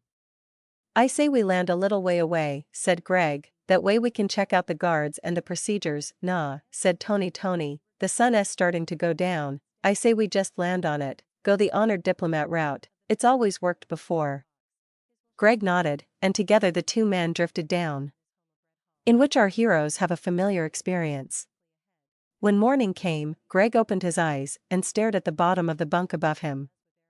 He was a prisoner. This time there was no ambiguity. Greg felt annoyed. We'll walk right in, the man says. Honored diplomats, the man says. Tony's voice came from the bunk above him. Look, will you leave it, Greg? I said I was sorry. Anyway, it's always worked for me before, yes, but I bet you were always wearing a clean suit before. My suit is clean, said Tony, sounding indignant, and Greg had to admit that it was. He had seen Tony painstakingly washing his suit in their room's sink. Less wrinkled then, said Greg. But he knew that it wasn't really Tony's fault, and he left him alone. The two men lay in silence. There wasn't much to listen to this deep in the beetle, but there was the white noise from the light, and somewhere, the dripping of a tap. Since they hadn't been given a tap or anything like it, Greg wondered if the sound was being piped into the cells to irritate the inmates. If it was, then it was working. Free Flower was right behind us when we landed, right? Asked Tony. Greg was very happy to have something else to focus on. Yes, I think she was. Well, they didn't take her in with us. Do you think the woman's prison is in another part of the beetle? Greg thought about this. These cells probably don't get much use, way out here. He said. So there wouldn't really be a need for separate gender cells. Then she's probably still free. Greg realized that it wasn't a question. He answered anyway. They probably wouldn't put her in the same cell as us, but yeah, if they had caught her, we would have heard them outside. So is that the plan? We're just waiting for her to rescue us? It's not the manliest option, but yeah. I don't think we could escape from here, so we're basically waiting for someone else to do something. Tony shifted in the bunk above. I'm not so sure about that can't escape thing. Remember when we ended up in that Turkish prison together? I thought we swore never to mention that again. Okay then, how about the time we were in Scott Base, and the people there ended up locking us in a store cupboard, for our own protection? The point I'm trying to make is that this is definitely not the first time we have been in prison, and it wouldn't be the first time we would be escaped either. Greg let his eyes search the room, taking in the bulletproof, one-way glass which served as their door, the toilet which had to be flushed from outside their cell, and most of all, the thick walls which didn't make a sound when you hit them. Somehow, he said, I don't think it will be that easy, so we wait. We wait in which expensive things are found. Free flour was lost. It was annoying, but there you go. She just wasn't good at the insides of building. She knew she had seen, among other things, a well-equipped emergency room, numerous rooms filled with sturdy-looking equipment which she hadn't recognized, and absolutely countless break rooms, filled with cigarette machines. She tried to remember the order they had come in, but failed. Then she tried to retrace his steps back to where she had come in, but failed. She was truly lost, and it was annoying her. She couldn't even say how long she had been, alternatively walking and resting. She felt sure that it must be at least morning, but she had no watch to check. The beetle seemed to follow a schedule of its own. Sometimes the corridors were swarmed with workmen, and sometimes it was completely deserted. She had been worried, at first, about the number of people who had seen her, and she had tried to appear businesslike, as though she were someone important. After a while she had realized it didn't matter. No one was going to report the half-naked woman wandering the corridors. She suspected they were afraid that someone would make her stop. She was in yet another endless corridor, with doors lining both sides. She walked along, testing door handles as she went. One opened for her, but it was a broom closet, containing nothing more interesting than a worn-down mop. She closed the door and walked on. As she walked, one of the doors opened for her. She turned on the impulse and walked in, brushing against the exiting technician as she did so. The man made a shocked kind of flutter as the door closed between them, but the door didn't open again, and she hadn't really expected it to. The room was filled with squat monoliths of plastic and aluminum. They didn't visibly do anything, they just sat there, looking grave and important. Free Flower didn't know much about computers, but she noticed that the room was air-conditioned, and she knew enough to read that as a good sign. The technician looked as though he had been doing something important. His tool kit, filled mostly with abstract pieces of plastic, was still sitting open by one of the monoliths, which she noticed was open too. Free Flower thought about what she was going to do if the technician came back, but she decided that she could probably handle him no matter what his intentions. She looked inside the monolith. It wasn't any shinier than the outside, but it hummed deeply, like a choir of Franciscan monks celebrating the apocalypse. Free Flower took a step back and thought about her next move. They were here to shut this whole operation down, and she had clearly stumbled upon an important place in the beetle, maybe even the nerve center. There were probably more elegant ways to close down a logging operation, but finding such an important place was incredible providence. And in the story of her life she would be doing herself a great disservice if she ignored this plot device. She noticed that, sitting out of place in the technician's toolbox, was a 15-inch crescent wrench. She took one last look around the high-tech canyon. This looks expensive, she concluded. In which our heroes meet their captor. Greg was surprised when the guard came to get them. He would have left them for 72 hours, so that they would be a little bit broken when the interrogation came. Someone was clearly keen to speak to them. They walked through featureless corridors. It occurred to Greg that he would also kept them in separate soundproof cells, and given them a corner rather than a toilet. There were 2 armed guards directly in front of them and 2 guards directly behind. There was also a guard about 20 feet behind and in front of the procession. It was, thought Greg, a slick job, professional. This seemed odd to him. It was a weird mismatch of competencies, so good at prisons, yet so bad at interrogations. He wondered just who was running this operation. Greg tried to map out their path in his head, but it was impossible. There was just nothing to distinguish one corridor from another. There weren't even people, the whole place seemed deserted. Throughout the whole trip Greg saw only one other man, a computer technician who hurried down a side corridor towards them, but then saw them and sprinted in the other direction, looking shocked. Greg wondered if word had been put out to avoid them. It wasn't unreasonable. it would defiantly stop them from spreading messages around the crew, but then if the crew had been ordered to avoid them he would have expected to see them peeking around corners and through half-open doors. It was all very odd. They walked into another corridor, and Greg noticed that at the end of it was a much more ornate door than all the others. In fact, it looked like someone had gone to the huge effort of decorating it with fig leaves of gold plating. Greg thought it was a nice effect, but completely unnecessary. He formed that opinion before he saw the room. After he had walked through the door, Greg revised his opinion. No man, he knew, could ever walk from the blandness of the rest of the beetle into this room without suffering a heart attack. A step up was needed, something to dull the need for aesthetic stimulation before hitting it with the equivalent of a sense grenade. That was what the door was for. "Do you like it?" asked a voice in an easy Texan drawl. Greg nodded. Then he remembered where he was and forced his ears and his eyes to work together again. "Where?" he thought. "There," he answered. He was sitting on the leather couch, wearing the kind of cowboy suit that Greg had only ever seen in movies, and smoking a cigar. Greg thought he looked completely ridiculous, and rich to the point of obscenity. The man indicated to two lazy boys in front of him. Greg took Tony by the shoulder and steered him down, then he took the other seat for himself. Tony was still staring into space. Greg hoped he would snap out of it soon. He knew he wasn't good at one-to-one situations. The cowboy man spoke first. "I am glad you dropped in when you did, boys," he drawled. "I was only dropping by to check the running of this part of my business. Another day, and you would have missed me entirely." Greg nodded again. He didn't know who this man was or what he wanted, so he was holding his cards very close to his chest. The man was clearly waiting for a response, but when none came he seemed to change to tactics. He held up a bottle of amber liquid. "Would you like a drink?" he asked. Greg thought of subtle poisons and shook his head. "Suit yourself," the man said, pouring himself a generous measure. He took a sip and fixed Greg with his eyes. "Who are you?" he asked directly.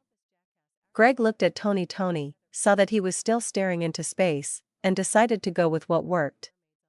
"I'm a diplomat," he said, with as much confidence as he could muster. "From the Dryads." "Really?" said the man. "I wasn't aware there were any apple trees in the Amazon, eh?"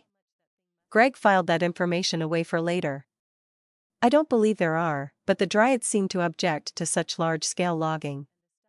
The man nodded, stood up, and walked to the window which made up most of two of the walls. "Tell me, Mr. Greg invented wildly, Johnson, do you believe in the greater good?" "Yes, I believe so. With this machine I can collect lumber at a rate that is an order of magnitude faster than what was possible before. I have used that lumber to build houses, school, and hospitals. Can you argue that this is a bad thing?" Greg couldn't. He formed a dozen counter-arguments, mostly about the damage he was doing to achieve his good ends. But he didn't use any of them. Instead he said, "Your prison procedure are inadequate." The man looked as though he had just been slapped with an octopus. Greg loved that look. Do something unexpected and suddenly it's a whole new game, he thought, and I'm the one writing the rules. "What do you mean?" "Prisoners who come in together shouldn't be housed together. They give each other support, keep each other sane. You should house them in separate soundproof rooms. Just leave them there for a few days, then they'll be more favorably disposed to whatever deal you offer." The man stroked his mustache thoughtfully. "I suppose that's true," he conceded. Then there was a grinding noise, and everything lurched sideways. Tony's survival instincts jerked him back to earth. "That sounded expensive," he said. Then there was a much bigger lurch, and the man was thrown against a wooden sculpture. He lay still. Greg's brain kicked into overdrive. New game, new rules. He grabbed Tony, who had been making for the fallen Texan, and together they made for the door. Evacuation alarms were blaring, and by the time they made it to the door only one guard was left. He saw them and the fallen man at the same moment, and made his choice. "Stay here," he demanded, while gesturing at the ground, and then he ran inside. Greg and Tony sprinted down the hallway. Tony tried to follow the lighted arrows to the evac blimps, but Greg caught him by the collar and pulled him into a darkened corridor. Then a series of explosions ripped the structure. in which we learn little, because it's a very short scene. Johnson was watching the sunset when Devlin barreled out of the jet. "There in the Amazon," he yelled. Johnson sighed. "Let me finish my coffee first," he said. "Our orders were to take off as soon as we knew where we were going," said Devlin. "It will take us all night to fly to the Amazon, an extra few minutes won't hurt. Nevertheless, we have our orders," said Devlin, in tone of voice that seemed to suggest that this settled the argument. Johnson sighed again. He was beginning to wish that he had been partnered with someone a bit older, less eager to prove himself, and most of all, less love-struck. He drained the rest of his coffee in one gulp. "Coffee's finished," he said, "let us go." In which our heroes receive a warning. The sun wasn't even out yet, everything was dark. Tony liked to rise with the sun. Many people took that to mean that he could somehow go with less sleep than the people around him, but that wasn't it. Sunrise was just the time he was set to wake up. So he was annoyed when someone shook him awake and he looked up to see stars above him. "Go away, Greg," he grunted, "it's still morning." "Get up," whispered a voice which clearly wasn't Greg. "I need to tell you something important." There was a lot of sleep deprivation in between Tony's instincts and quick action, but they drove through it like a hydraulic ram. With a ripping sensation in his brain, his danger sense came to the fore. Tony's whole body was tensed like a spring, and then he relaxed it. He knew he didn't have to fight. Something just wasn't right with that idea. The figure lifted away from him and hurried into the jungle. There were still some lights from the numerous small fires burning on the wreck of the Beetle, and Tony took the opportunity to get a good look at the figure. But it was no good. The figure was wearing a full traveling robe, pulled low down in front of the face. Wondering where a person found a full traveling cloak nowadays, Tony followed. They had chosen to sleep in the middle of a clearing. The clearing had been burnt there by some sort of flaming liquid, but they had decided that the risk of toxicity was lower than the risk of sleeping outside in the Amazon rainforest. Greg walked a little bit out of the clearing, and the figure was waiting for him there. "Listen," the figure said, using the deep, flat tones which women use when they are trying to disguise their voice as a man's. "There's a woman in Transylvania, she's your enemy, she's the one who crashed your plane over Australia, right?" said Tony, feeling justifiable cynical. "Yes," said the not a woman, "she doesn't want Greg at the reading of the will." That caught Greg's attention. "That so?" He said. "Yes, she's sending men after you. They'll be here soon." "Really?" said Tony, looking around. "Yes, now listen, you can't go with them, whatever happens don't go with them." "Okay," said Tony, "but how will I know when they're here?" The heavily robed woman pointed over his shoulder.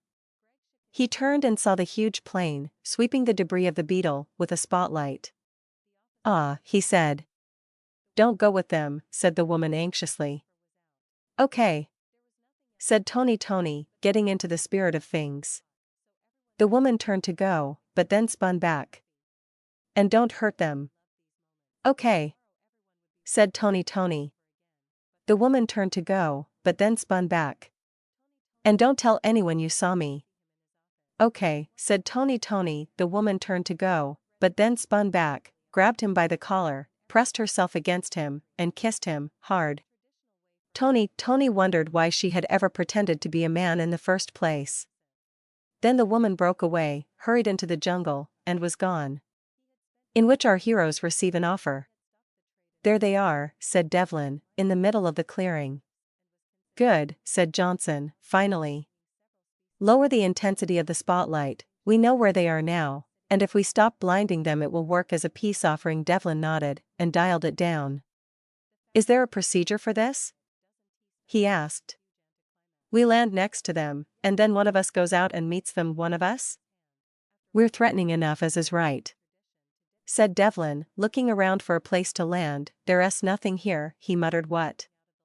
"There's nowhere we can land. This whole place is solid rainforest with a few gaps too small to get the jet through." "What about a convenient piece of metal from whatever the hell that thing was?" "It's all too buckled," said Devlin. "Which of us is going down?" "Do you want the job?" "Yes, actually I do." Johnson smiled. Devlin suspected he was thinking something about the follies of youth. Alright, he said, the jet can only hover for 30 seconds at a time, so after I drop you off, I'll have to fly a wide circle around to keep my engines clear. That okay? I'm ready, said Devlin. He distinctly heard Johnson murmur, of course you are. He ignored it and walked to the door. Alright, when you're ready, said Johnson.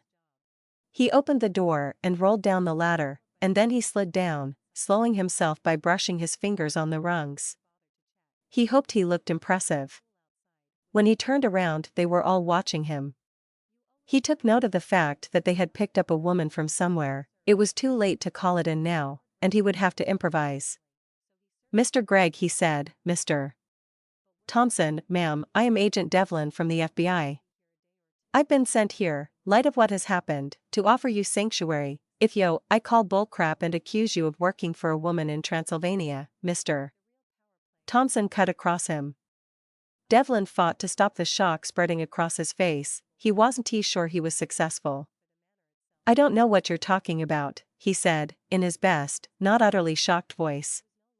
It wasn't good enough.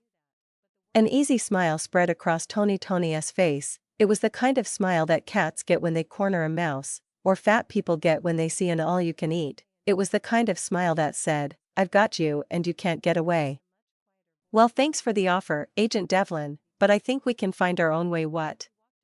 We're in the middle of the Amazon. How do you plan on going anywhere? Tony gave a knowing jerk of his head, and Devlin turned just in time to see something huge drop out of the sky. The thing landed only a few feet to his left, and to his shock he recognized it as an albino smoke dragon. His uncle had had a ranch until an arsonist had burned it down. To his greater shock he recognized the rider as a hulking great troll. When did that happen? Why were they here? What happened in the days they couldn't follow them? To his utter horror, the three of them started climbing on the dragon's back. Devlin thought. He knew that he couldn't force the three of them to stop.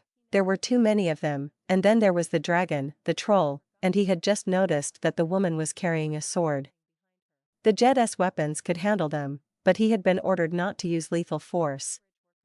After all that time waiting, his quarry was mere feet away from him and they were walking away, and there wasn't anything that he could do about it. Wait! He cried out desperately. Tony stopped walking, but he didn't stop smiling. Yes? He said. But Devlin's mind was blank. No miraculous words came to his rescue. Tony shook his head and chuckled. Devlin could only watch numbly as he boarded the dragon, and then disappeared into the twilight sky, fading to a dot, and then vanishing into the rising sun. Devlin didn't think he had ever felt so powerless in his entire life. In which one of our antagonists has a good mope? The day slipped past for Devlin, and before he knew it, it was sunset. He sat on what looked very much like a gun turret and let the heat seep into him. Her footsteps were completely silent, but he knew she was there. All men in love have this power. She stood behind him and wrapped her arms around him. Bad day, honey? She said. Worse than you can imagine, he replied. He let himself fall back, resting himself against her. I'm glad you're here, Charlotte. She ran her fingers through his hair. Tell me all about it, she said. They got away. I had them right there, honest to God, right there, but Mr. Thompson knew who I was working for, and they just walked away. He could feel himself sinking slightly just talking about it. He knew who you were working for? How could he know that? I don't know, moaned Devlin. I wish I knew, but I don't. I've been wondering about it all day. He felt Charlotte sigh. She started to rub his hand, and he found it relaxing. How bad is it? Are they gone for good? No. Apparently, Johnson managed to put a tracking device on one of them while I was standing there like a moron. I don't really know how he managed that. We've just been watching the readout all day long. Where are they headed? Southeast. It looks like they're heading for Transylvania, which means that we utterly failed. He paused, and then said the next bit very quickly. And it also means that Johnson expecting lethal authorization to come though any minute now. Charlotte, I've never killed anyone before. He felt glad she was still holding him. I don't know what I'm going to have to do when we catch up with them. Look into my eyes, she said. He did so. She had beautiful blue eyes. "What do you want to do?" she asked. Devlin suddenly felt that the world was simplified. He had his goal, and he knew he could focus on it. "I want to finish my mission," he said. "I want to win your mother's approval, and I want to marry you. And when the time comes to complete your mission, what are you going to do? Whatever is necessary." Devlin could feel his confidence growing. Life is always easier with a plan, but you can't do that tonight, so what are you going to do instead? "Get a good night's sleep." He felt her sigh, and she squeezed him tighter, pressing herself against him. "What are you going to do first?" In which one of our heroes goes home? Briefly, for the first time in almost 20 years, Greg smelled the cool Transylvanian air again. He breathed in deeply, savoring it like a noticeably tasteless wine, which nevertheless comes with many memories attached. Tony was watching him. "You're happy," he said. Greg considered the statement. "Yes," he said, "I suppose I am. By sheer random chance, we set up a good history with a group which might become very powerful in the future, and we got to where we were going with 22 days to go." Tony was grinning. "Were you sure the whole time that the Dryads would keep their deal?" he asked. "No," said Greg, "I kept thinking we would have to steal parachutes again. But no, they were good businessmen, they kept their side of the bargain, and now we just have to lay low until the reading of the will." He realized that free flour was nudging him in the ribs. He turned around, almost gleefully, and then he saw what she had seen. "Well, bugger," he said, "they were good businessmen." It could be a coincidence. He acknowledged the possibility, he just didn't believe it. It was entirely possible that the place they had landed could just be a sacred site to the dwarfs, and 500 armed warriors, out on a training jog, were just hurrying towards them to explain that fact. But Greg thought it was more likely that the shrewd Dryads had realized that they had a valuable asset in Lord Red Fox's son, and found a way to sell him to the highest bidder while still upholding their deal. Greg was impressed by the Dryad's business sense. He was also very annoyed, and resolved to never trust a talking apple tree again. Still, as he understood it, his uncle had mostly ended the centuries-long feud between werewolves and dwarfs. He wasn't sure what the dwarfs wanted with him, but he had a feeling that the threat of violence was there to keep him in line, rather than to actually be followed through on. This hope was lessened somewhat when the dwarfs reached them and spread out into a well-executed surround maneuver. Dwarfs disappeared behind rocks, and reappeared with guns trained on them, and suddenly Greg realized that no matter which way he turned he was staring into the barrels of a great many weapons. Greg decided to go the diplomacy route anyway. "Well met," he said, "to what do we owe this greeting?"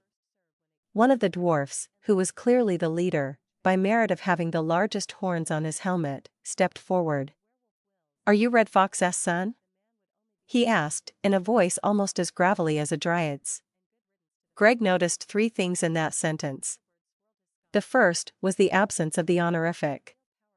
That really didn't bode well. A werewolf lord never appeared without his title, and Greg thought the name looked naked without it. The second was the fact that the dwarf knew that he was his uncle's son. That meant that he had been right about the Dryads selling him away. He wondered how they had managed to conduct an auction without the ability to speak a human language. Maybe they could speak Dwarfish, he thought. The third was that it was clearly ridiculous that the dwarf would have a thoroughly modern automatic rifle slung over his back, while wearing chainmail and a horned helmet.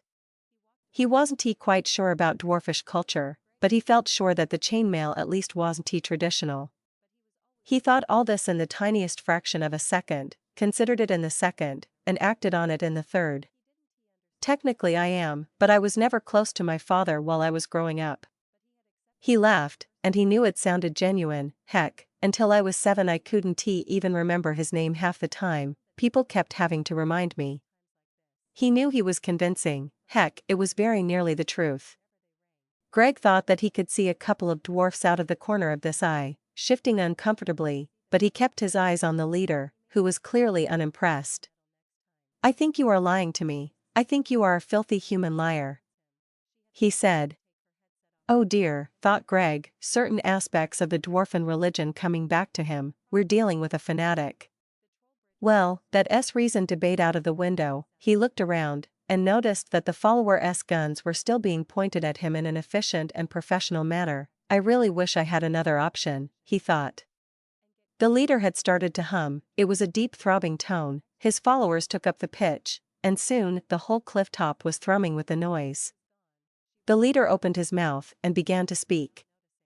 And so Ka told a painfully tall went from the gaze of Tak, and he knew his wife, who bore him a son, and thou came the birth of the 3 tribes of Human. And as Ka Tol went from the gaze of Tak and was not a dwarf, so were his sons not dwarfs, nor their sons else. And all who trade with the Human, or give him bread, are not dwarfs. For the Human are hideous aberrations, and if they displease thou, thou must dash their heads against the stones. The leader stopped speaking. Gradually the humming died away. There was a long respectful silence, even nature seemed to be holding its breath. Eventually, Tony spoke. I can't help but notice that shooting us is not the same as dashing our heads against stones. The leader looked at Tony. Greg saw madness in those eyes. We tend towards an allegorical interpretation of the deck bowl, but I thought that the dwarfs and the humans were peaceful, and that it's been like that for centuries. It was only the werewolves that kept the feud going, and that ended perverts. Screamed the leader, and now Greg saw rage and madness in his eyes, they meshed well together. They are perverts and not dwarfs. So says Tak. Werewolves and vampires, they are all human. We do not forget. Forget what? Asked a bewildered Tony, we do not forget. Screamed the leader, apparently under the impression that saying something loud enough makes it automatically true. The dwarfs are nearly gone, but as long as we live, dwarfs remain. We shall prune the diseased branch, and build dwarfs anew. Greg noticed, with more sheer terror than he had felt in a long time, that Free Flower was drawing her sword. Before he could even move, for the T1 time in the last week, everything went to hell. 1. T is not a specific number, it is generally taken as any number which is clearly too much, +3. In which our hero regains consciousness. Greg felt very muzzy, and the back of his head felt sticky. He didn't remember hitting his head, he didn't remember a lot actually. He lay there, in what he felt sure was grass, until it occurred to him that not being able to remember the recent past was not a normal thing. He focused. There had been a crazy dwarf, yes, and he had been yelling, and there had been guns, danger, that was right, and Free Flower, she had drawn her sword. Why had she done that? No answer came. He resolved to think about it more when the time was convenient. What had he done? He had grabbed the closest thing, the dwarf's helmet, right. Greg's brow furrowed, a cultural artifact, that could get him killed the next time he met the dwarf. Ah well, he was going to be killed this time as well. Why had he taken the helmet? Right, he had done the levitation trick. Down a cliff face. Had he really done it down a cliff face? He looked up, apparently he had. The dwarfs must still be up there, he thought, there was no way they would have assumed he was dead. After he had taken a dwarf's helmet, they would have thought nothing of climbing down the cliff and seeking out his corpse, just to desecrate it. Where was the helmet? He focused around him and found the helmet within arm's reach. There was blood on one of the horns. He felt the back of his head gingerly. It was a fairly deep cut, but it seemed to have closed, and it matched the horn, so that was one mystery solved. What else was injured? He focused on his own body, and virtually every part lined up with a complaint. He was bruised, and shaken, and scratched everywhere, and his leg seemed to be broken. He focused on his leg, it was in a lot of pain, and it seemed to have an extra, unusually flexible, knee.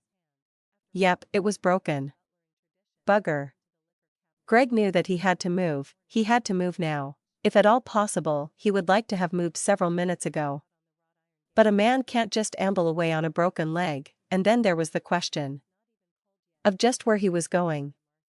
Anywhere, as long as it's not here, he answered himself, and he set about looking for something to use as a crutch. While doing this, he glared at the helmet, it was no help at all. He also yelled, "Help!" in a loud clear voice, more for the sake of completeness than because he expected anyone to hear. He also threw himself out of the way to avoid the bright yellow taxi, which swung out of nowhere and almost hit him. This is it, thought Greg, I've lost it, finally, I've lost it. He watched as a huge, hairy, blond man leaned out of the window and stared at him. Maybe I got shot on that cliff top and I'm delirious from blood loss. The man opened his mouth. Maybe this is the afterlife, maybe the afterlife is a little Transylvanian meadow, filled with huge, hairy taxi drivers. Something weird must be going on, because there are some serious problems with this being real.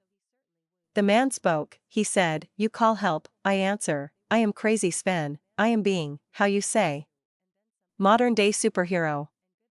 In which the correct way of setting a broken leg is mentioned, with counterpoints. If there was one thing that Greg was good at, it was staying calm and playing along.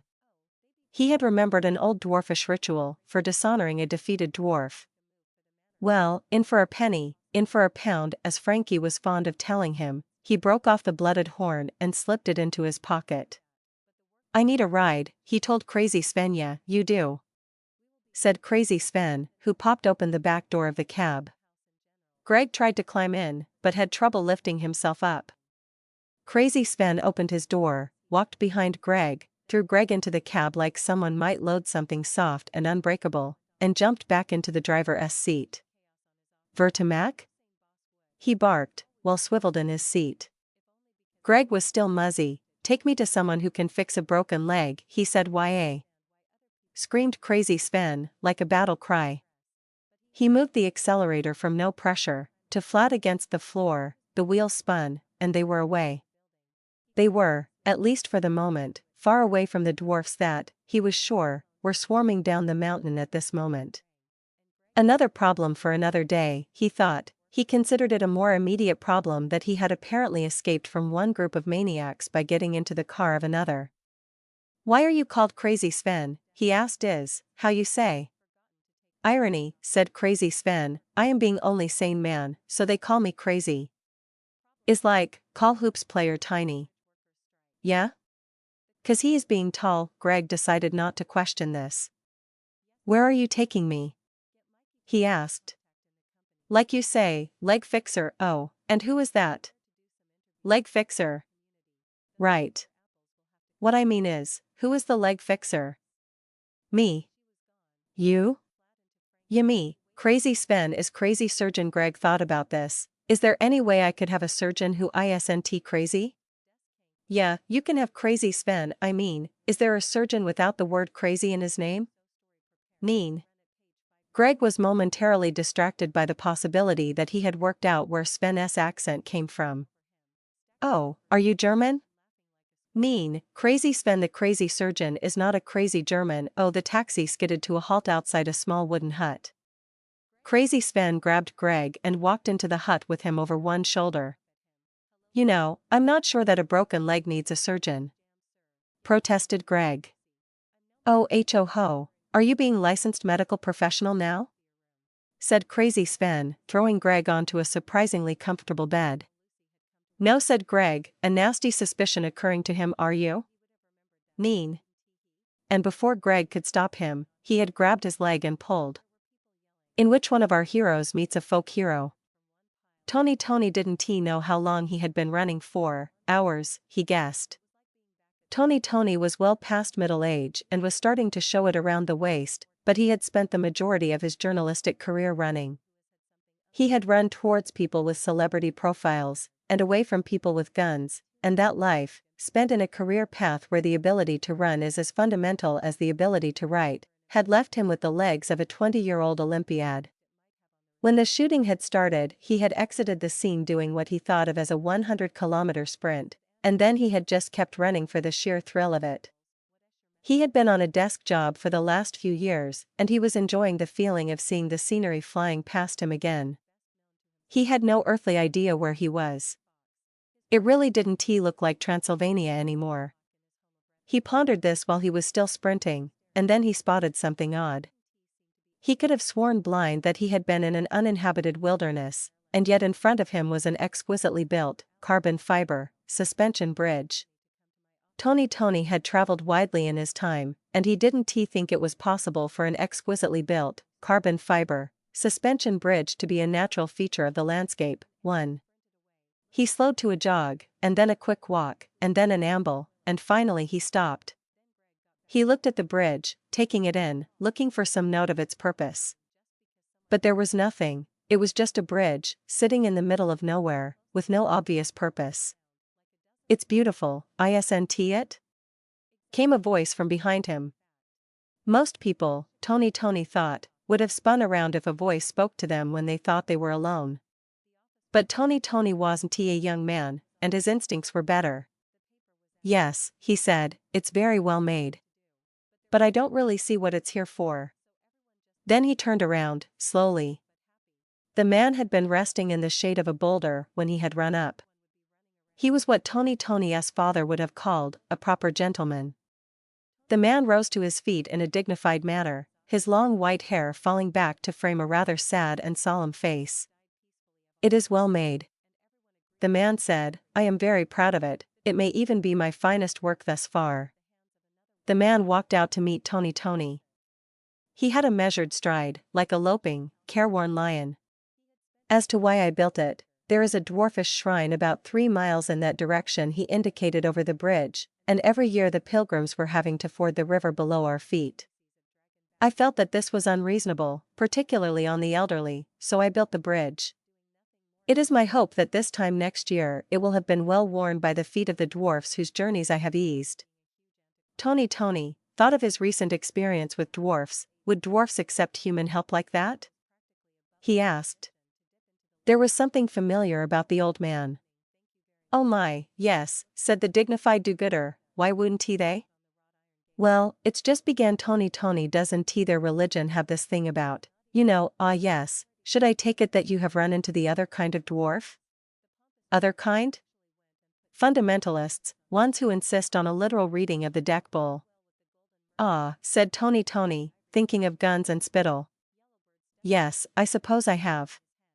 "You have my condolences. Did you escape unmolested?" "Well, I'm alive, aren't I?" said Tony, who thought that it was an unnecessary question.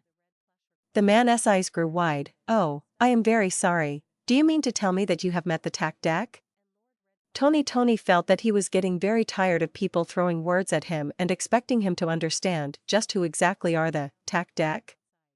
He asked. "They are militant fundamentalists. The others just host bad talk shows and distribute pamphlets," said Tony, "the Dash Their Heads Brigade?"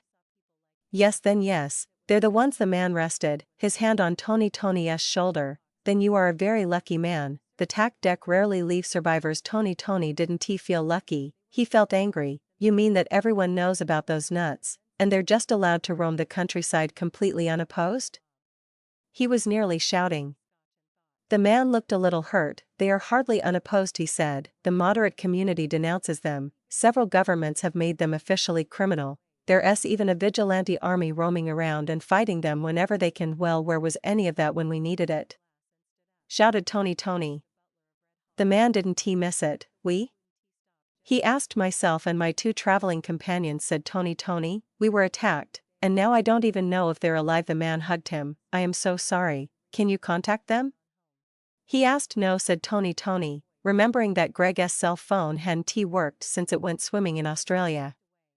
The man seemed to reach a decision. "I'm going to help you, Mr. Thompson," said Tony, trying to think what Greg would do in this situation. "Stay calm, obviously, but friends call me Tony. I hope to be your friend." Tony, "All my friends call me Gillespie." Tony felt sure that he had heard the name somewhere before, but he had more pressing matters to deal with. "How are you going to help me, Gillespie?" he asked. "One of my friends is the leader of that vigilante group I told you about. If anyone knows what happened to your friends, it will be her." Tony nodded, feeling grateful.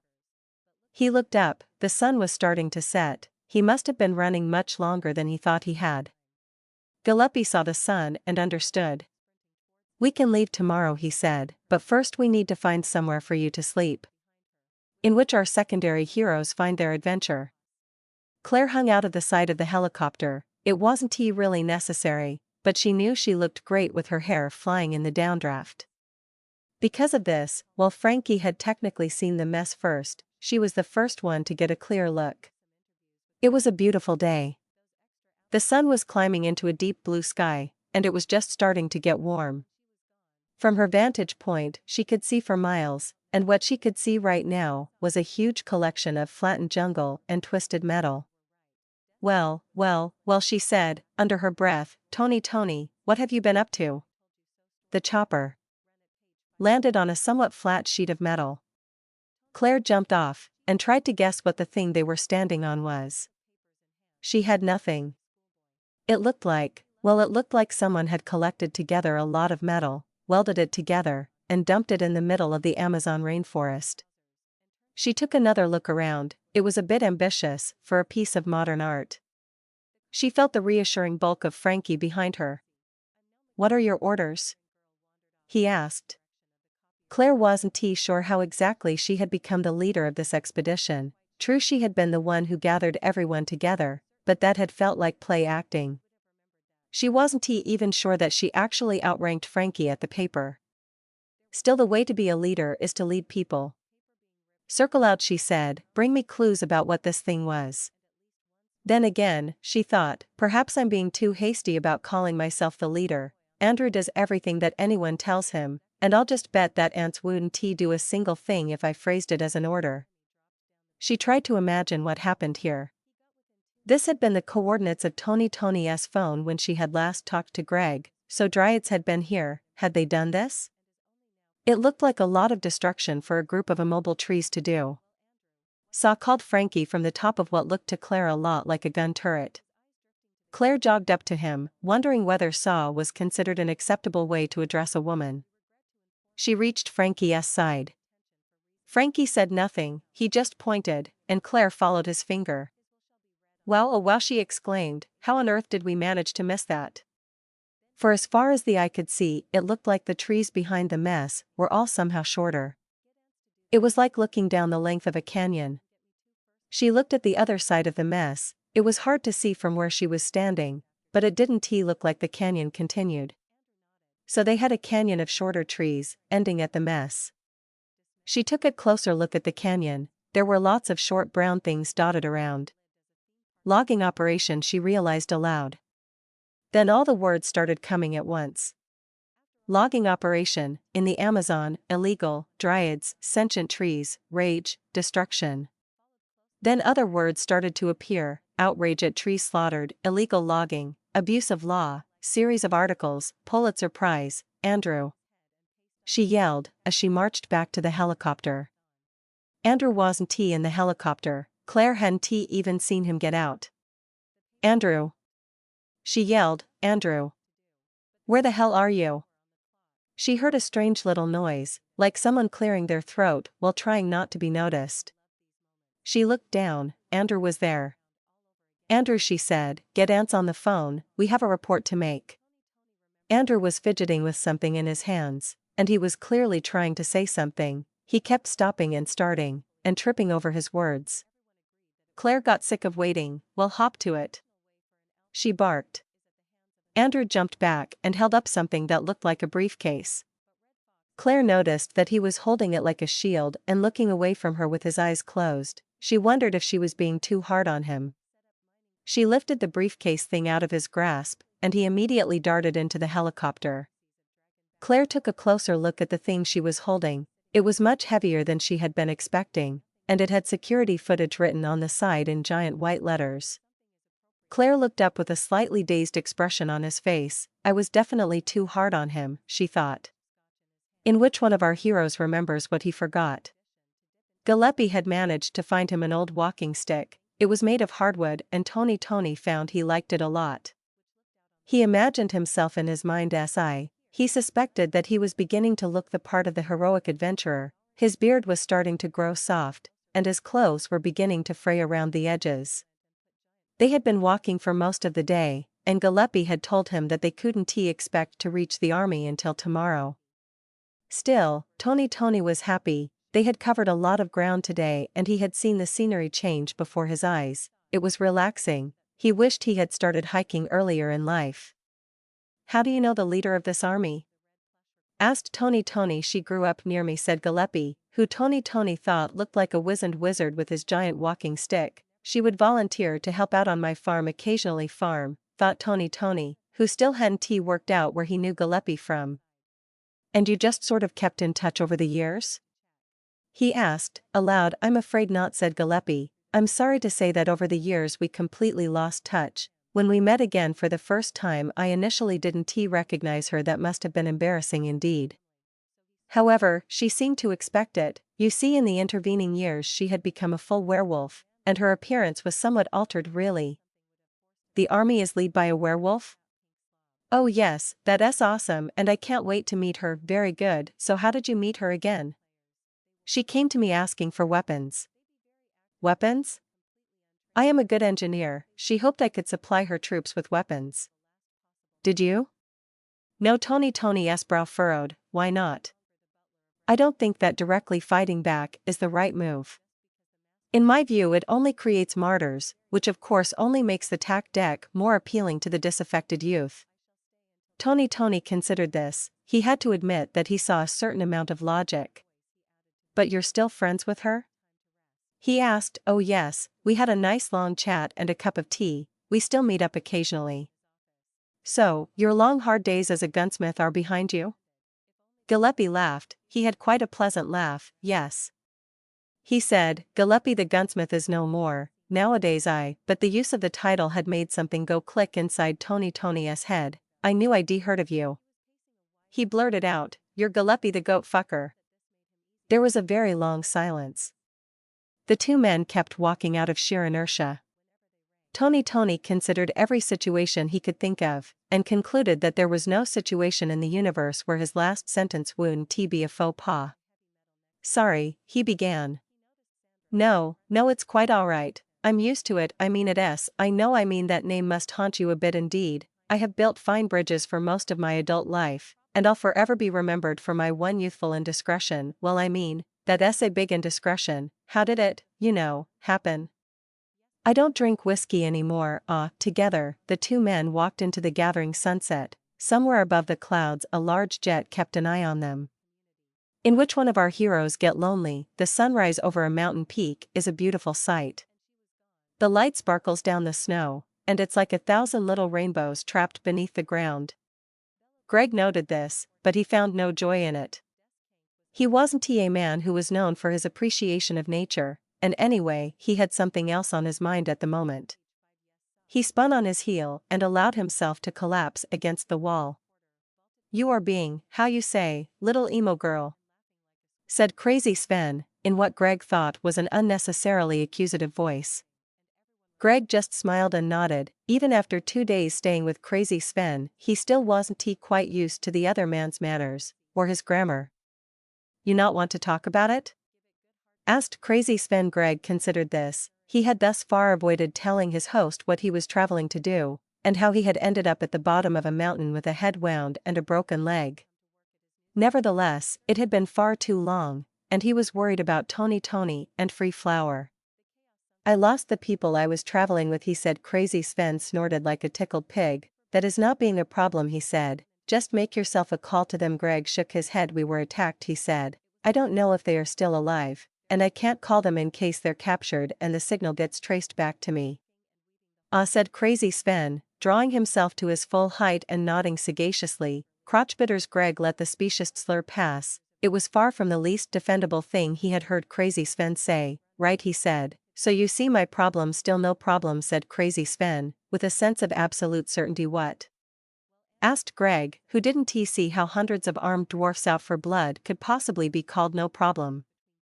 You were on top of mountain, right? Yes, said Greg, a little uncertainly. So we drive up top of mountain and go corpse hunting. Greg thought about this. It occurred to him that he had no idea what dwarfs did with their dead. Do we know how to do that? He asked. Oh yes, said Crazy Sven, my brothers and I got through college doing it. Back where I come from it is the basis of the economy. Within 5 minutes Greg was regretting agreeing to corpse hunting. It wasn't that the idea of finding the corpses disturbed him. He thought that even finding a mutilated corpse would be better than not knowing what had happened.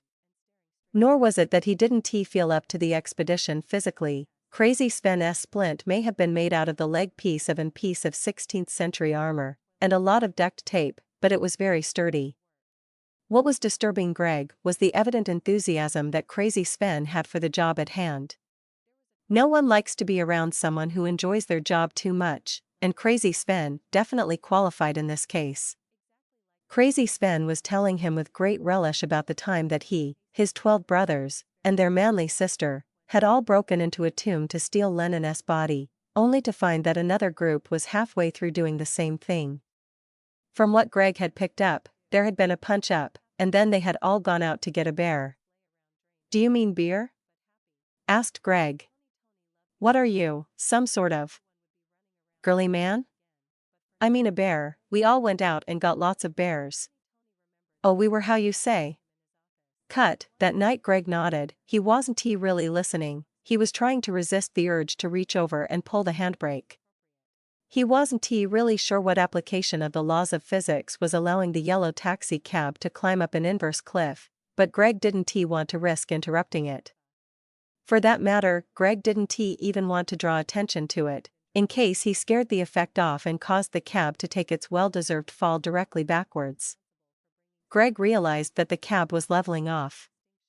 He opened his eyes, and noticed that they were on the same rocky hilltop where the Dryads had dropped them off.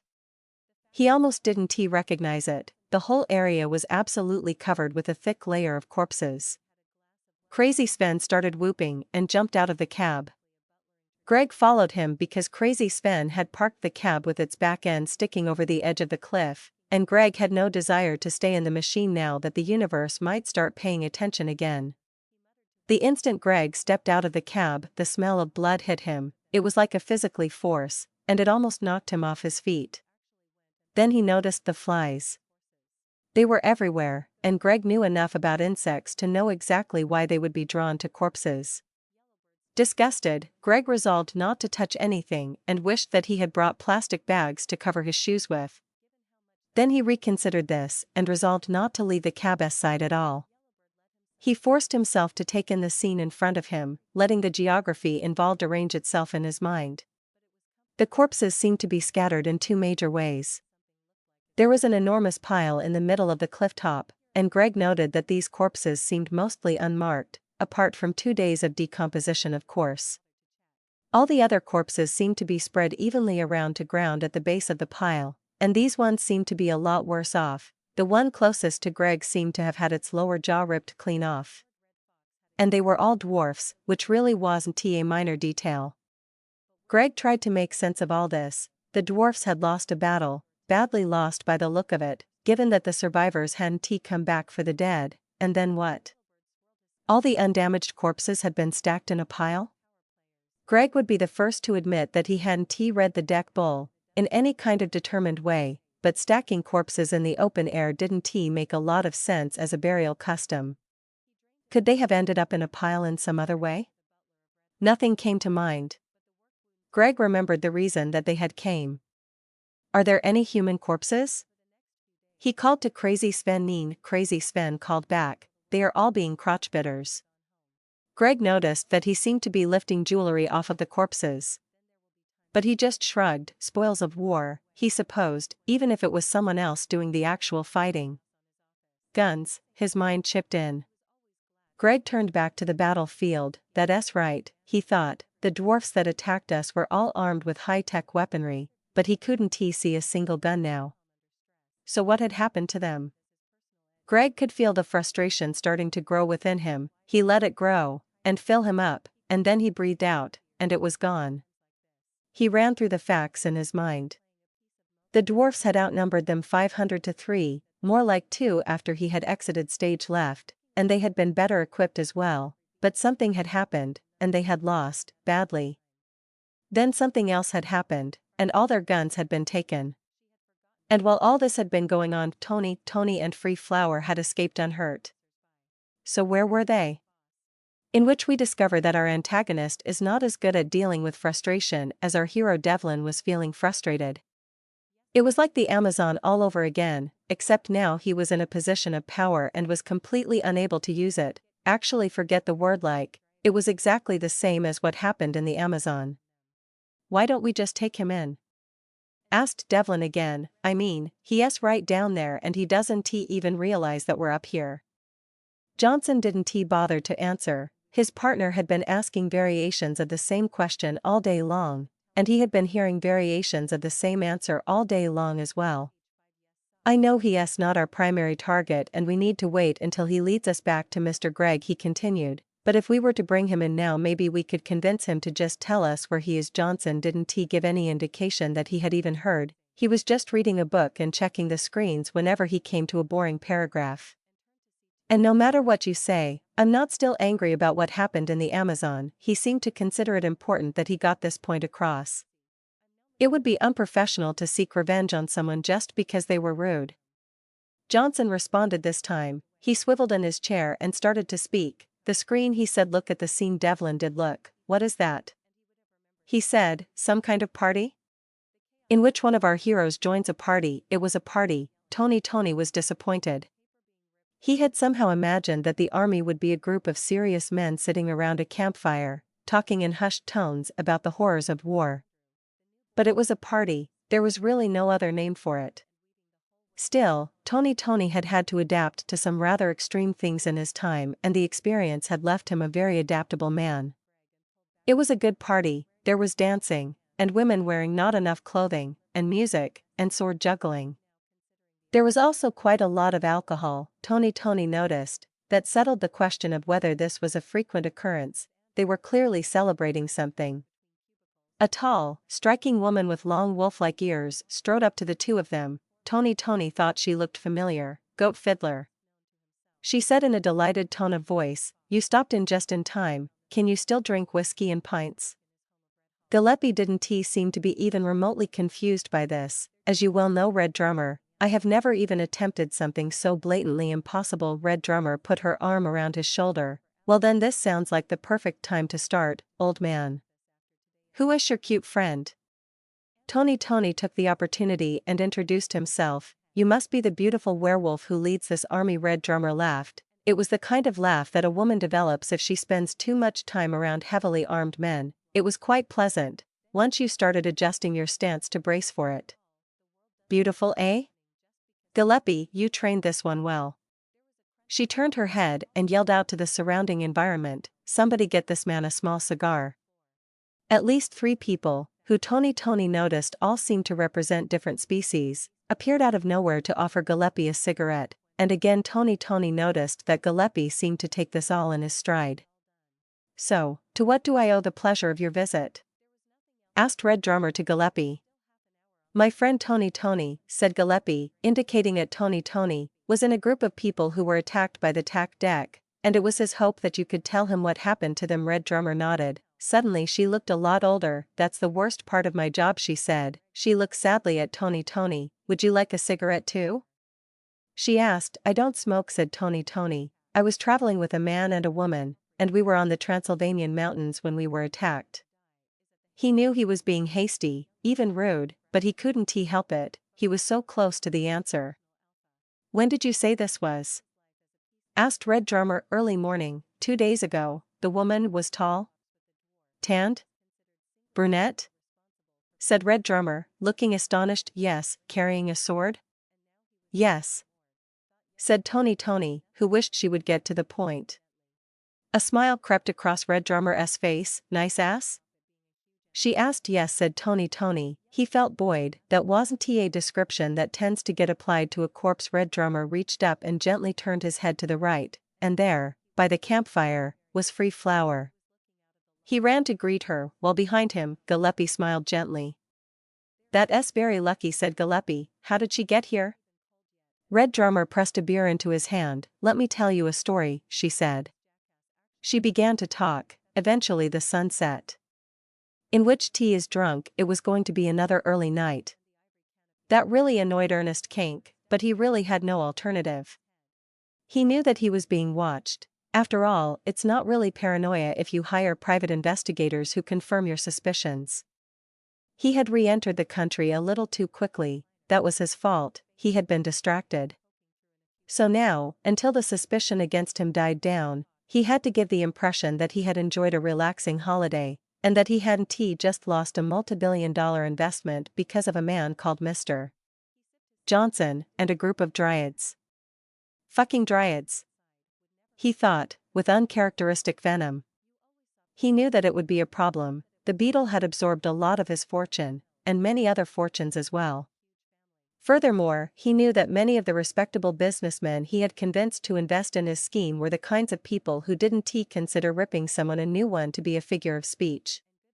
He knew that if he could stall for a year, then he would be able to release funds from his other investments. He could buy them all out and save himself, but it was a huge drain on his funds. Dryads. It had taken him a good 30 years to build up his fortune, and now it was gone. Dryads. He had had to cancel the schools he had been building in Africa. He had felt the need to go and explain it personally. One of the children had started crying. Dryads. He sipped from a cup of tea and glared at the walls of his house. He wondered if he would ever be able to stomach another apple. Mr. Johnson, he thought, changing the subject of his obsession. He had skydived onto the Beetle. Something had clearly made a flyover. He drank more tea while he digested this information. There would be a radar pattern, he thought. He let himself be lost in thought. Eventually he started to smile. It was not a nice smile. In which one of our heroes recaps? Tony let himself wake up slowly. He felt very relaxed and warm. That may have been the alcohol. He had spent the night in one of the greatest parties he had ever attended, fueled, he suspected, by the news that at least one of his companions, and possibly two, had survived. He was sitting around the embers of the campfire. When he looked around, he could see some of the hardcore trying to continue that party, but most people were like him, half passed out, and relying on something other than their own 2 feet for support. He looked around for Free Flower, but he couldn't spot her anywhere. That wasn't really a surprise though. She had kept deserting the party during the night, to run drills with the Army's sword master. Tony stretched and sat upright. He suspected that he should be aching. He hadn't been able to get a good night's sleep on bare ground since he had spent a week reporting on the Lizardmen revolt in the Congo. He put his numb, painless feeling down to the alcohol, and prepared to feel the backlash of his sleeping arrangements later in the day. Tony's mouth was dry, so he went to get water. Red Drummer was passed out over the nearest water barrel, and Tony left her alone. Apparently the story of how she had come to find Free Flower was an interesting one. Tony had been told it by Gillespie, 1. Apparently when the dwarfs had attacked, she hadn't run. She had fought back against 500 to 1 odds, with a rapier no less. Tony thought that the whole thing sounded like part of a bad movie, and he supposed that someone was adding artistic license somewhere along the line.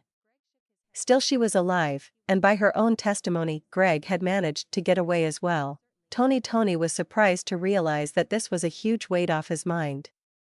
According to Gillespie, when Red Drummer had turned up to investigate the huge massing of the TAC deck forces, she had found the dwarfs having to run uphill to get to her.